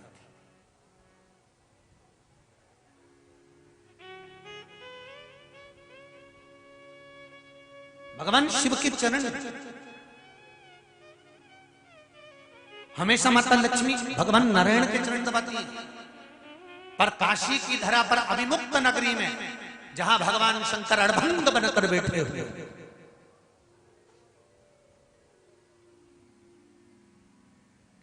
वहां माता पार्वती जी शिव के चरण दबा रहे। देवऋषि नारद पहुंच गए। श्रीमन नारायण, श्रीमन नारायण, श्रीमन नारायण। जैसे ही देवऋषि नारद जी पहुंचे, पार्वती जी खड़ी होकर निवेदन करी देवऋषि नारद से, नारद जी शंकर भगवान के सबसे बड़े भक्त का नाम बताओ, जो शिव की आराधना में दिन रात डूबा रहता हो, उसका नाम बताओ। पार्वती जी को लगा कि देवऋषि नारद मेरा ही नाम लेंगे, क्योंकि मैं ही दिन भर सेवा करती हूँ शिव जी की।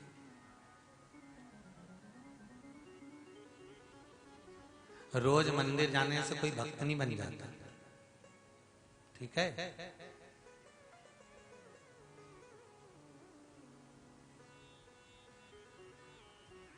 और रोज मंदिर जाने से, रोज मंदिर जाने से कोई ये सोचे कि मैं भक्त की गिनती में आ गया, सबसे बड़ा भक्त मैं ही हूं, मैं ही रोज मंदिर जाता हूं, मैं ही देवालय जाता हूं, मैं ही पूजन करता हूं, मैं ही अर्चना करता हूं, मैं ही मंदिर की देखरेख करता हूं, मैंने सब संभाल रखा है, अगर मैं नहीं होता तो कुछ नहीं होता। तो जो ऐसा सोचे ना, उससे निवेदन है आधे घंटे मरी जाए।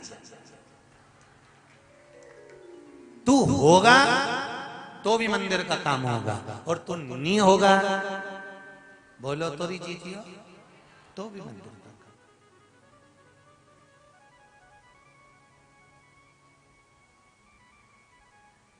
कथा पाटीदार जी करा रहे हैं क्या? नहीं। कथा सीवर वाला महाराज बाच रही है क्या? नहीं। कथा कमलाबाई सुन रही क्या? नहीं। भेरू सुन रहा?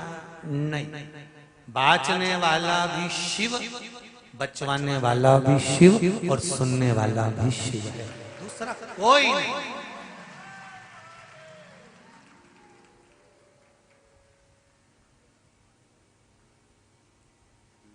घर तक तुम्हारी पहचान है,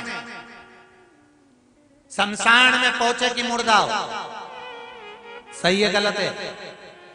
घर तक तुम्हारी पहचान है, लोग कहेंगे कौन मर गया, तो कहे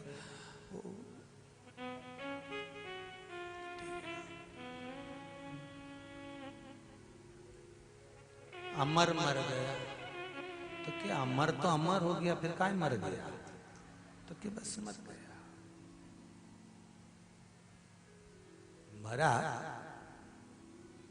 घर तक तुम्हारी पहचान है, घर तक तुम्हारा नाम है, जिंदा हो तब तुम्हारा नाम है, मरने के बाद जब शमशान में पहुंचे तब केवल मुर्दा है।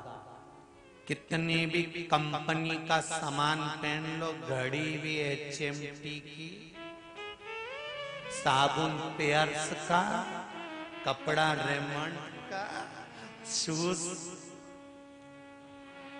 बाटा था, जितनी कंपनी का पहन लो, जब मरोगे तब घर के लोग रोते रोते किसी से भी कह देंगे सामान लिया, सामान। और जैसे ही दुकान वाले के पास जाओगे, पूछेगा भी नहीं कि नाप क्या है, उसको सब मालूम है, कटाया कपड़ा धरा, लपेट के दे दिया, लपेट दो, तो पूछ तो लो कौन सी कंपनी का है। पूरी जिंदगी कंपनी का माल पहना, ब्रांड का पहना, और मरने के बाद ब्रांड का ही पता नहीं पड़ा कौन सी कंपनी का था, कौन से ब्रांड।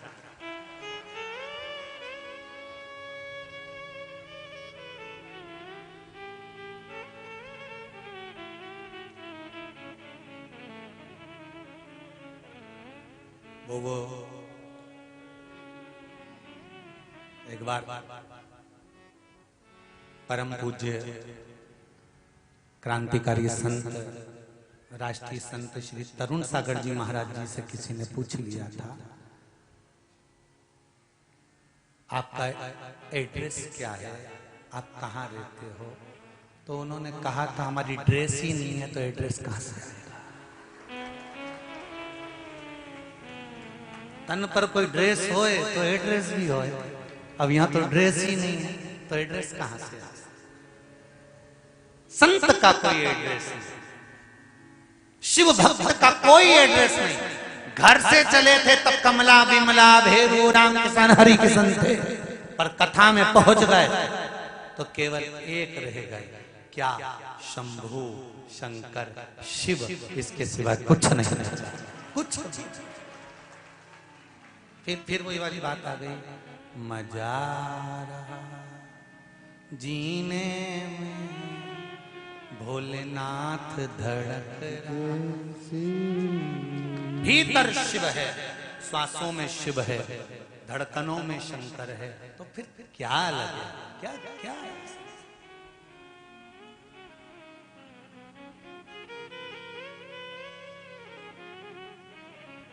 महाराज बेटे को ज्ञान दिया, चांगुड़ा बड़ा प्रबल ज्ञान दिया। और यहाँ पार्वती जी ने पूछ लिया देव ऋषि नारद से कि शंकर जी का सबसे बड़ा भगत कौन? शंकर भगवान का सबसे बड़ा भगत कौन? तो देव ऋषि नारद श्रीमन नारायण माता जी बुरा तो नहीं मानोगी, क्योंकि सत्य जब बोला जाता है तो अच्छे अच्छे का मुंह भगोना हो जाता है, सत्य ही तो सहन नहीं होता।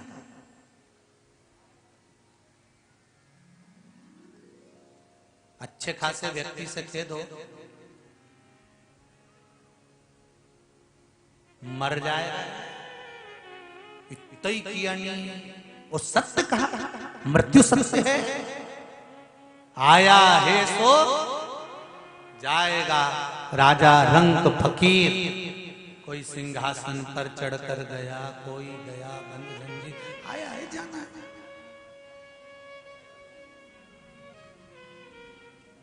बादाम खाओगे तो भी जाओगे, नहीं खाओगे तो भी। रोटी खाओगे तो भी जाओगे, नहीं खाओगे तो भी जाओगे।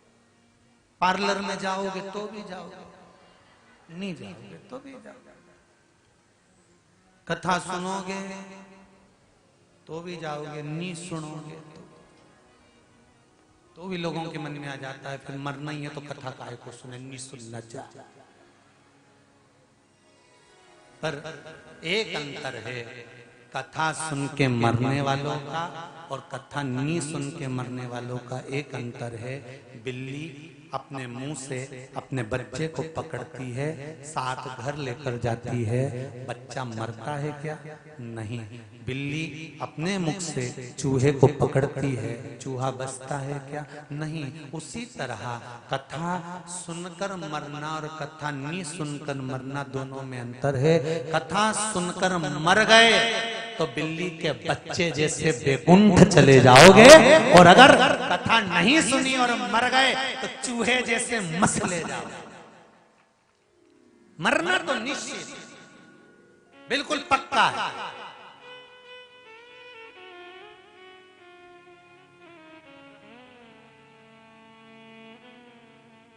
तैयारी करके रखो एकदम पूरी। कथा में आने से पहले जब तैयारी हो जाती है ना, जल्दी चलो जल्दी चलो, और जल्दी से रोटी बनाओ, ने बर्तन पटका और जल्दी से छोटी मोटी करके मुंडा पेंसिल से लाइन खींच के डब्बा भर के आंख में कर खुरा के, और जो पल्लू मल्लू लई जो चली, और ये राम रुमाल तो भूली गई अलमान से। और फिर देखिए हमारी चप्पल की चप्पल देख दुखा के, और फिर आई और कथा में फिर किनंग बैठी लीला। अब देख दुखा के फिर उसके पास पटली मटली डाल के बैठी बढ़िया जो तो कदे आई, अभी तो आई आधा घंटा, तो इतनी जल्दी तेरे को आगे जगह मिल गई? अरे वो तो दूसरी बैठी थी, मेरा भजन ही सहन नहीं करा, मेरा पांव धर दिया। खस की बात तुरंत खसक सकता। अच्छा भगवान तेरा भला करे हो, तूने हमारे लिए जगह रखी हो, तूने मेरे लिए यहाँ जगह रखी, मैं तेरे लिए वहां रखूंगी हो।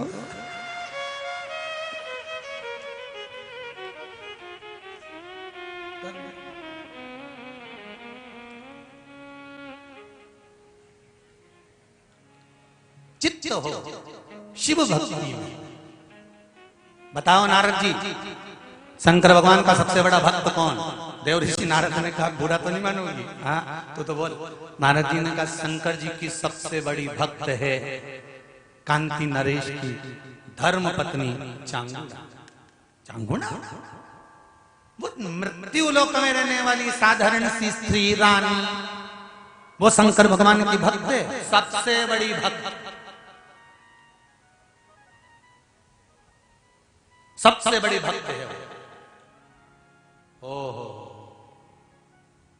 पार्वती जी के तो अब रोटी नहीं भागा।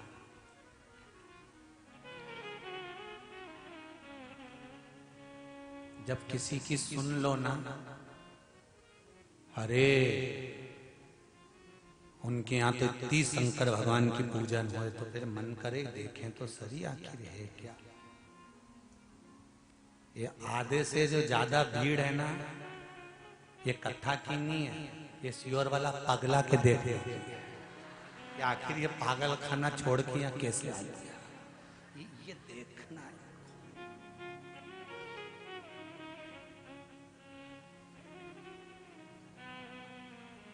कथा वाचने वाला पागल, कथा करवाने वाला पागल, कथा सुनने वाला पागल। समझदार तो वो है जो दुकान पे बैठे हैं बेचारे, कमाए जा रहे, कमाए जा रहे, कमाए जा रहे, कमाए, वो कमाए जा रहे और लगाए, और उसी से क्या आ रहा है, मैं जा रही हो जाऊं।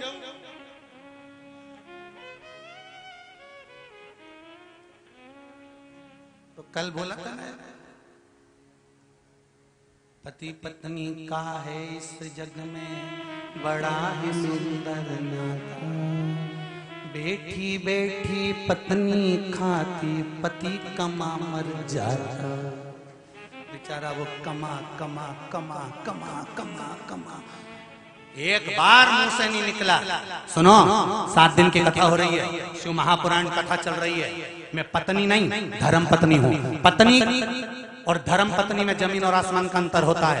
पत्नी पति को पतन के रास्ते पर लेकर जाती है, पत्नी पति को सिनेमा घर लेकर जाती है, पत्नी पति को मायके लेकर जाती है, पत्नी पति को शादी तक लेकर जाती है, और धर्म पत्नी पति को शिव महापुराण की कथा तक लेकर आती है। क्योंकि मुझे अकेले बैकुंठ नहीं जाना है, आप और मैं दोनों बैकुंठ में मिले ये चाहती हूँ। नरक नहीं भोगता हुआ देख सकती, क्योंकि दुकान पर बैठोगे छल करोगे, नौकरी भी करोगे तो बेईमानी करना पड़ेगी। कमाना है तो नौकरी चाहे सर्विस चाहे दुकान धंधा व्यापार कुछ भी कर लो, झूठ बोलना पड़ेगा, छल करना पड़ेगा, कपट करना पड़ेगा, बेईमानी करना पड़ेगी, सब कुछ करना पड़ेगा। कमाने के लिए सब कुछ करना पड़ेगा और भोगना भी तुमको पड़ेगा। इसलिए निवेदन है 7 दिन की शिव महापुराण में से कम 1 दिन मेरे साथ चलो। कमाने के लिए तो जिंदगी पड़ी है और श्वास है तो कमा लोगे। अगर कोरोना में निपट गए होते तो दुकान पे तुम्हारा काका जी बैठा राजस्थान से।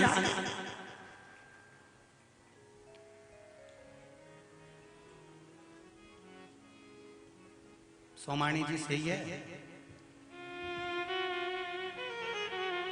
कौन आ गए?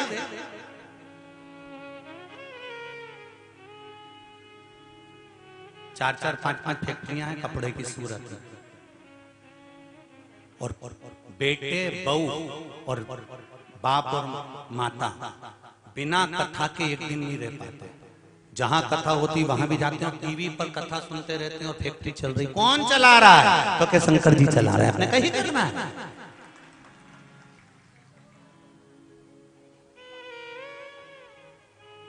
सूरत में कम से कम 4-5 फैक्ट्रियां होंगी, कपड़े कपड़े कपड़े कपड़े कपड़े। पर शिव मेरा आपकी कृपा से सब काम हो रहा है। शिव की कृपा एक बार प्रेरणा आपको देना चाहिए। मेरी माताओं से निवेदन है, मातृशक्तियों से निवेदन है, अगर घर की लाज बचा सकती है, घर को संस्कारित बना सकती हैं और घर में कोई बीमारी को प्रवेश नहीं करा सकती है, तो वो केवल माँ ही हो सकती है, घर की नारी ही हो सकती है, उसके सिवा कोई नहीं। कह दो एक बार, चलो कथा में। वो कहेंगे बहुत भीड़ हो रही है, नीचों क्यों दुकान पे भीड़ आए तो तुम्हें मजा आए, तो कथा में भीड़ आए तो कहीं नहीं हुआ। चलो तो कि मन लोग धक्का मारते हैं, तो कि वही तो मैंने देखा है नाथ द्वारा में। एक बार किसी ने हमसे पूछ लिया था, तिरुपति में तो भगवान के जब दर्शन होते हैं तो लाइन से होते हैं, शिरडी जाओ तो लाइन से दर्शन होते हैं, पंढरपुर जाओ तो लाइन से दर्शन होते हैं, देवी जी के मंदिर जाओ तो लाइन से दर्शन होते हैं, पर नाथ द्वारा में जाओ तो धक्के में दर्शन होते हैं। ऐसा क्यों होता है? तो हम तो सीधी सीधी कहते हैं कि भगवान भी कहते हैं मेरे दरवाजे पर आकर धक्का खा गया तो संसार में कभी धक्का नहीं खाएगा, इसलिए यहां खा ले। तो आपसे भी निवेदन है, ये जो बाजू बाजू में तुम्हें मत कर रही है, इधर से ये तुमने जितना कहीं का बेकार कर्म करा होगा ना, तो बीच में ठसी ठसा, इधर से पांव धर, इधर से, और ये सब जो तुम्हें मथ रही है ना, ये कुछ नहीं होने वाला। ये जैसे मथे तो मक्खन निकले, उसी तरह तुम्हारे भीतर विश्वास, भक्ति और श्रद्धा प्रकट हो। कोई कह रहा था गुरुजी जहाँ कथा हो रही इतनी धूल उड़ रही है कि सब माथा पे चढ़ी जा रही है। हमने कहा धूल नहीं उड़ रही है, शंकर भगवान सोच के बैठा है, भस्म कौन चढ़ाएगा तुम्हारे ऊपर, इसलिए एक साथ चढ़ा के दे। कौन चढ़ाए तुम्हारे इतना सारा के भस्म? शिव की परम भक्त कौन सी है? तो क्या चांगुणा। हाँ, अब तो पार्वती जी को गुस्सा आ गया और पार्वती जी ने भोलेनाथ जी से कह दिया जरा परीक्षा लो चांगुणा की। शंकर जी ने कहा परीक्षा? हाँ, जाओ और परीक्षा लेकर आओ कि मैं बड़ी कि वो बड़ी। ठीक है, शंकर जी परीक्षा लेने पहुंचे तो एक ओघड़ी का रूप रखकर शंकर भगवान पहुंच गए और चांगुणा के यहाँ पहुंचकर शंकर भगवान ने आवाज लगाई, माता भूख लगी है, बहुत तेज भूख लगी है, जल्दी भोजन दो। और चांगुणा अंदर गई, पकवान बनाया, बैठो महाराज बैठो, और भोजन बनवा कर लाई और देख दिया भगवान उस अघोरी को। अघोरी कहने लगा, ए रानी तो मुझे मूर्ख समझती है, ये भोजन करूंगा, फेंक इसको। और अघोरी ने भोजन फेंक दिया। रानी को लगा कि भोजन अच्छा नहीं बना होगा, अंदर गई, रानी खुद बना कर लाई 56 भोग। अघोरी ने फेंक दिया, मैं ये भोजन नहीं करता। तो महाराज कौन सा भोजन करोगे? अघोरी हूं, बिना मांस के नहीं रह सकता, मांस लेकर आ। चांगुणा कहने लगी, बाबा शिव के भक्त है, यहां तो मांस बनता ही नहीं। रानी बुला तेरे राजा को।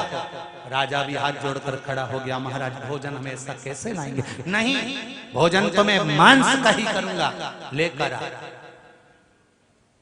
ठीक है महाराज, आप बोलो किसका मांस चाहिए? अघोरी बोला, पशु पक्षी का मांस नहीं चाहिए, क्योंकि बेचारों के मुंह में आवाज नहीं होती, रोएंगे तो क्या बोलेंगे। पशु पक्षी का मांस नहीं चाहिए। फिर मांस लाना है तो एक काम करो, मनुष्य का लाना है, मानव। प्रभु मानव का मांस? हाँ, और मानव भी वो नहीं होना चाहिए जिसको तुम पैसे से खरीद कर ला। तुम राजा हो, डरा कर लिया होगे, पैसे से खरीद कर लिया होगे, ऐसे मनुष्य का मांस नहीं चाहिए। जो दिल से दिया जाए उस मनुष्य का मांस। राजा ने कहा, बाबा बहुत भारी परीक्षा ले रहे हो आप। ए अघोरी बाबा, मनुष्य का मांस कौन खाता है? मैं तो खाता हूं। तो एक काम करो, राजा ने कहा, आप मेरा मांस ले लीजिए। अघोरी ने कहा, राजन तुम राजा हो, प्रजा को संभालना, तो मैं खा जाऊंगा तो बाद में बद्दुआ मुझे लगेगी, तुम्हारा नहीं चाहिए, किसी दूसरे का। रानी खड़ी हो गई। रानी ने कहा, महाराजा एक काम करो, आप मेरा मांस ले लीजिए। ओ रानी, तुम राजमाता हो, स्त्री हो, तुम्हारे गर्भ में बच्चा रहता है, और जो संसार को जन्म देने वाली है, मैं उसका मांस नहीं खा सकता। तो महाराज अब आप बताओ, हम किसका मांस लाएं? अघोरी ने कहा, तुम्हारे घर में एक सुंदर 7 साल का बेटा है, बड़ा सुंदर है, वो 7 साल का जो तुम्हारा बेटा है, उसका मांस ला।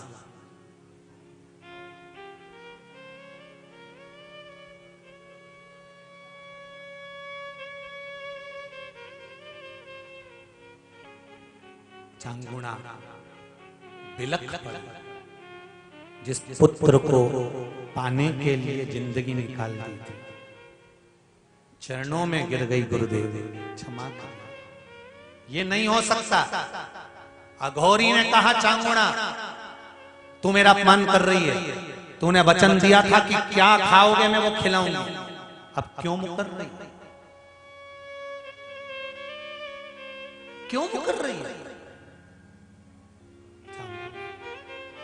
पुत्र का वध कैसे हो? नहीं, तुम्हारा पुत्र का मांस जाओ।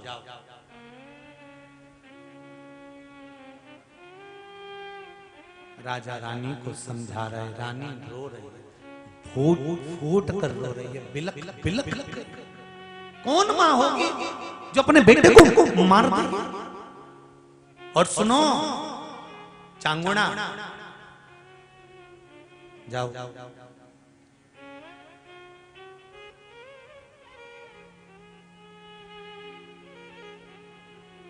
चांगुणा गई, बेटे को आवाज भी लगाया, धर्म निभाना है, सतमार्ग पर चलना बहुत कठिन है साहब। वचन दे दिया तो निभाना बहुत कठिन था। पहले पुत्र चिल्ला आया दौड़कर, हाँ मां, आ बेटा।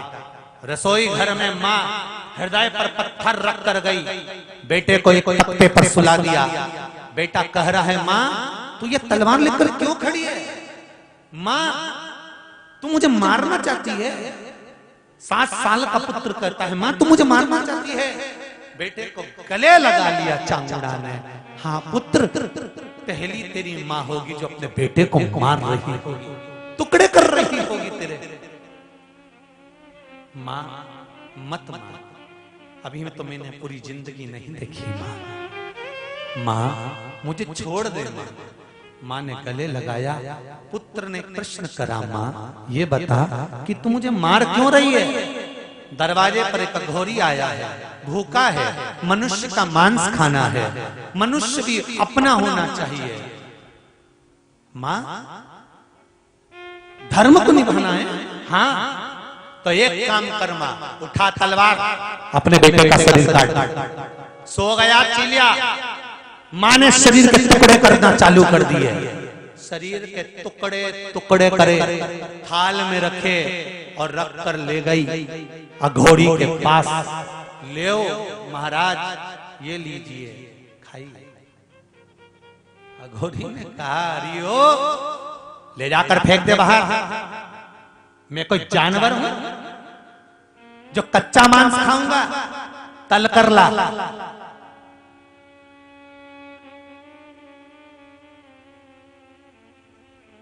ले जा इसको। चांगुणा बेटे का शरीर घृत में तलवा कर जब लाकर फिर फेंक दिया। पागल हुई है ये, क्या है? शरीर कहां है? इसका मुख कहां है? खोपड़ी कहां है? सबसे पहले वही खाऊंगा। कहां है वो? हाथ जोड़कर कहा, बेटा तो मर गया, शरीर भी बेकार हो गया, चले गया। चेहरा बेटे का मैंने रसोई घर में केवल अपने मन को मारने के लिए, देखने के लिए रख रखा है, उसको लेकर आ।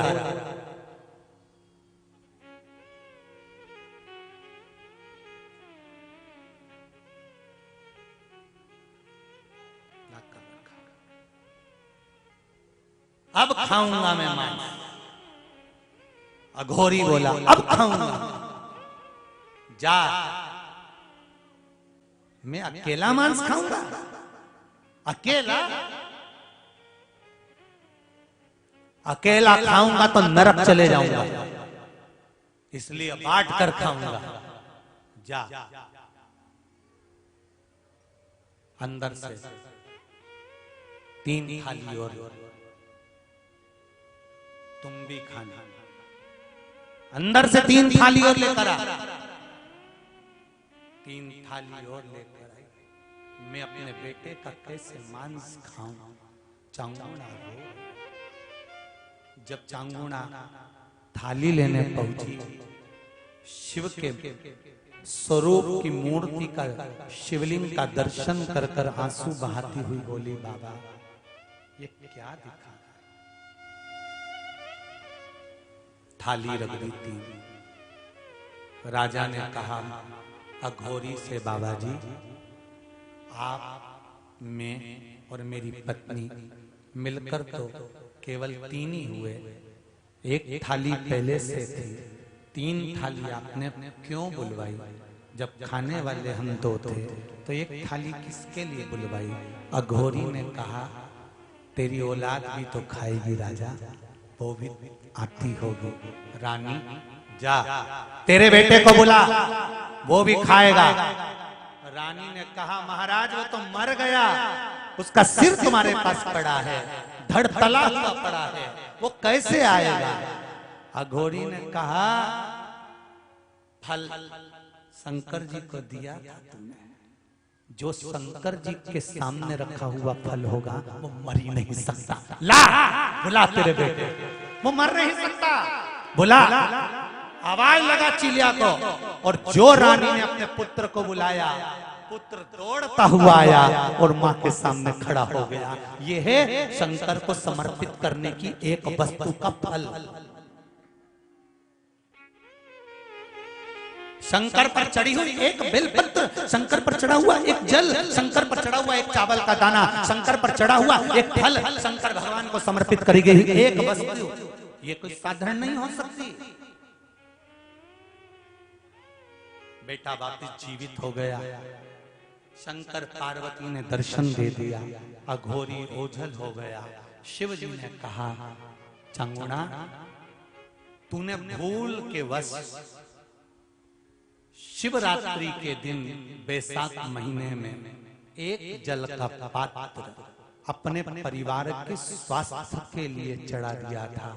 वो जल तू भर कर ले गई थी, अपने बच्चों को और परिवार समेत वो जल का आचमन कर लिया था, इसलिए तेरा परिवार कभी नष्ट नहीं हो सकता। चांगुड़ा तू बच गई। उस बैसाख की शिवरात्रि का फल क्या है? जब बैसाख की शिवरात्रि निकल जाएगी तब पछताओ। इसलिए मौका मिला है कि बैसाख की शिवरात्रि के दिन एक लोटा जल घर का एक एक व्यक्ति, भले मंदिर में लाइन लगाना पड़े पर मंदिर में जाकर शंकर को समर्पित जरूर करना है। उस जल की महत्वता को समझना है। जैसे स्कंद पुराण में, शिव पुराण में, लिंग पुराण में, नर्मदा पुराण में, गरुड़ पुराण में, सारी पुराणों में जिसका व्याख्यान वर्णन किया गया, साधारण नहीं। बैसाख शिवरात्रि शिव महापुराण की कथा चल रही है। बैसाख साधारण नहीं, ऐसी पुनीत पावन शिव महापुराण की कथा का आज कौन सा दिन है? चतुर्थ दिवस है। कल कथा में श्रवण करेंगे कि बैसाख महीने में सफेद वस्त्र में चावल रखकर उस चावल को देने पर जो लक्ष्मी कोई खा जाता है, पैसा जो हजम कर जाता है, लौटाता नहीं है, वो किस तरह से प्राप्त किया जाए मात्र वैशाख महीने में, उसका क्या फल है। नौकरी करते करते समय हो गया, उसमें तरक्की नहीं हो रही, उसके लिए क्या वर्णन किया गया। व्यापार कर रहे हो, उसका फल क्या मिले, उसके लिए वर्णन कल की कथा में आएगा। और सभी से निवेदन करूंगा भाव भक्ति से श्रवण करें। वैशाख शिवरात्रि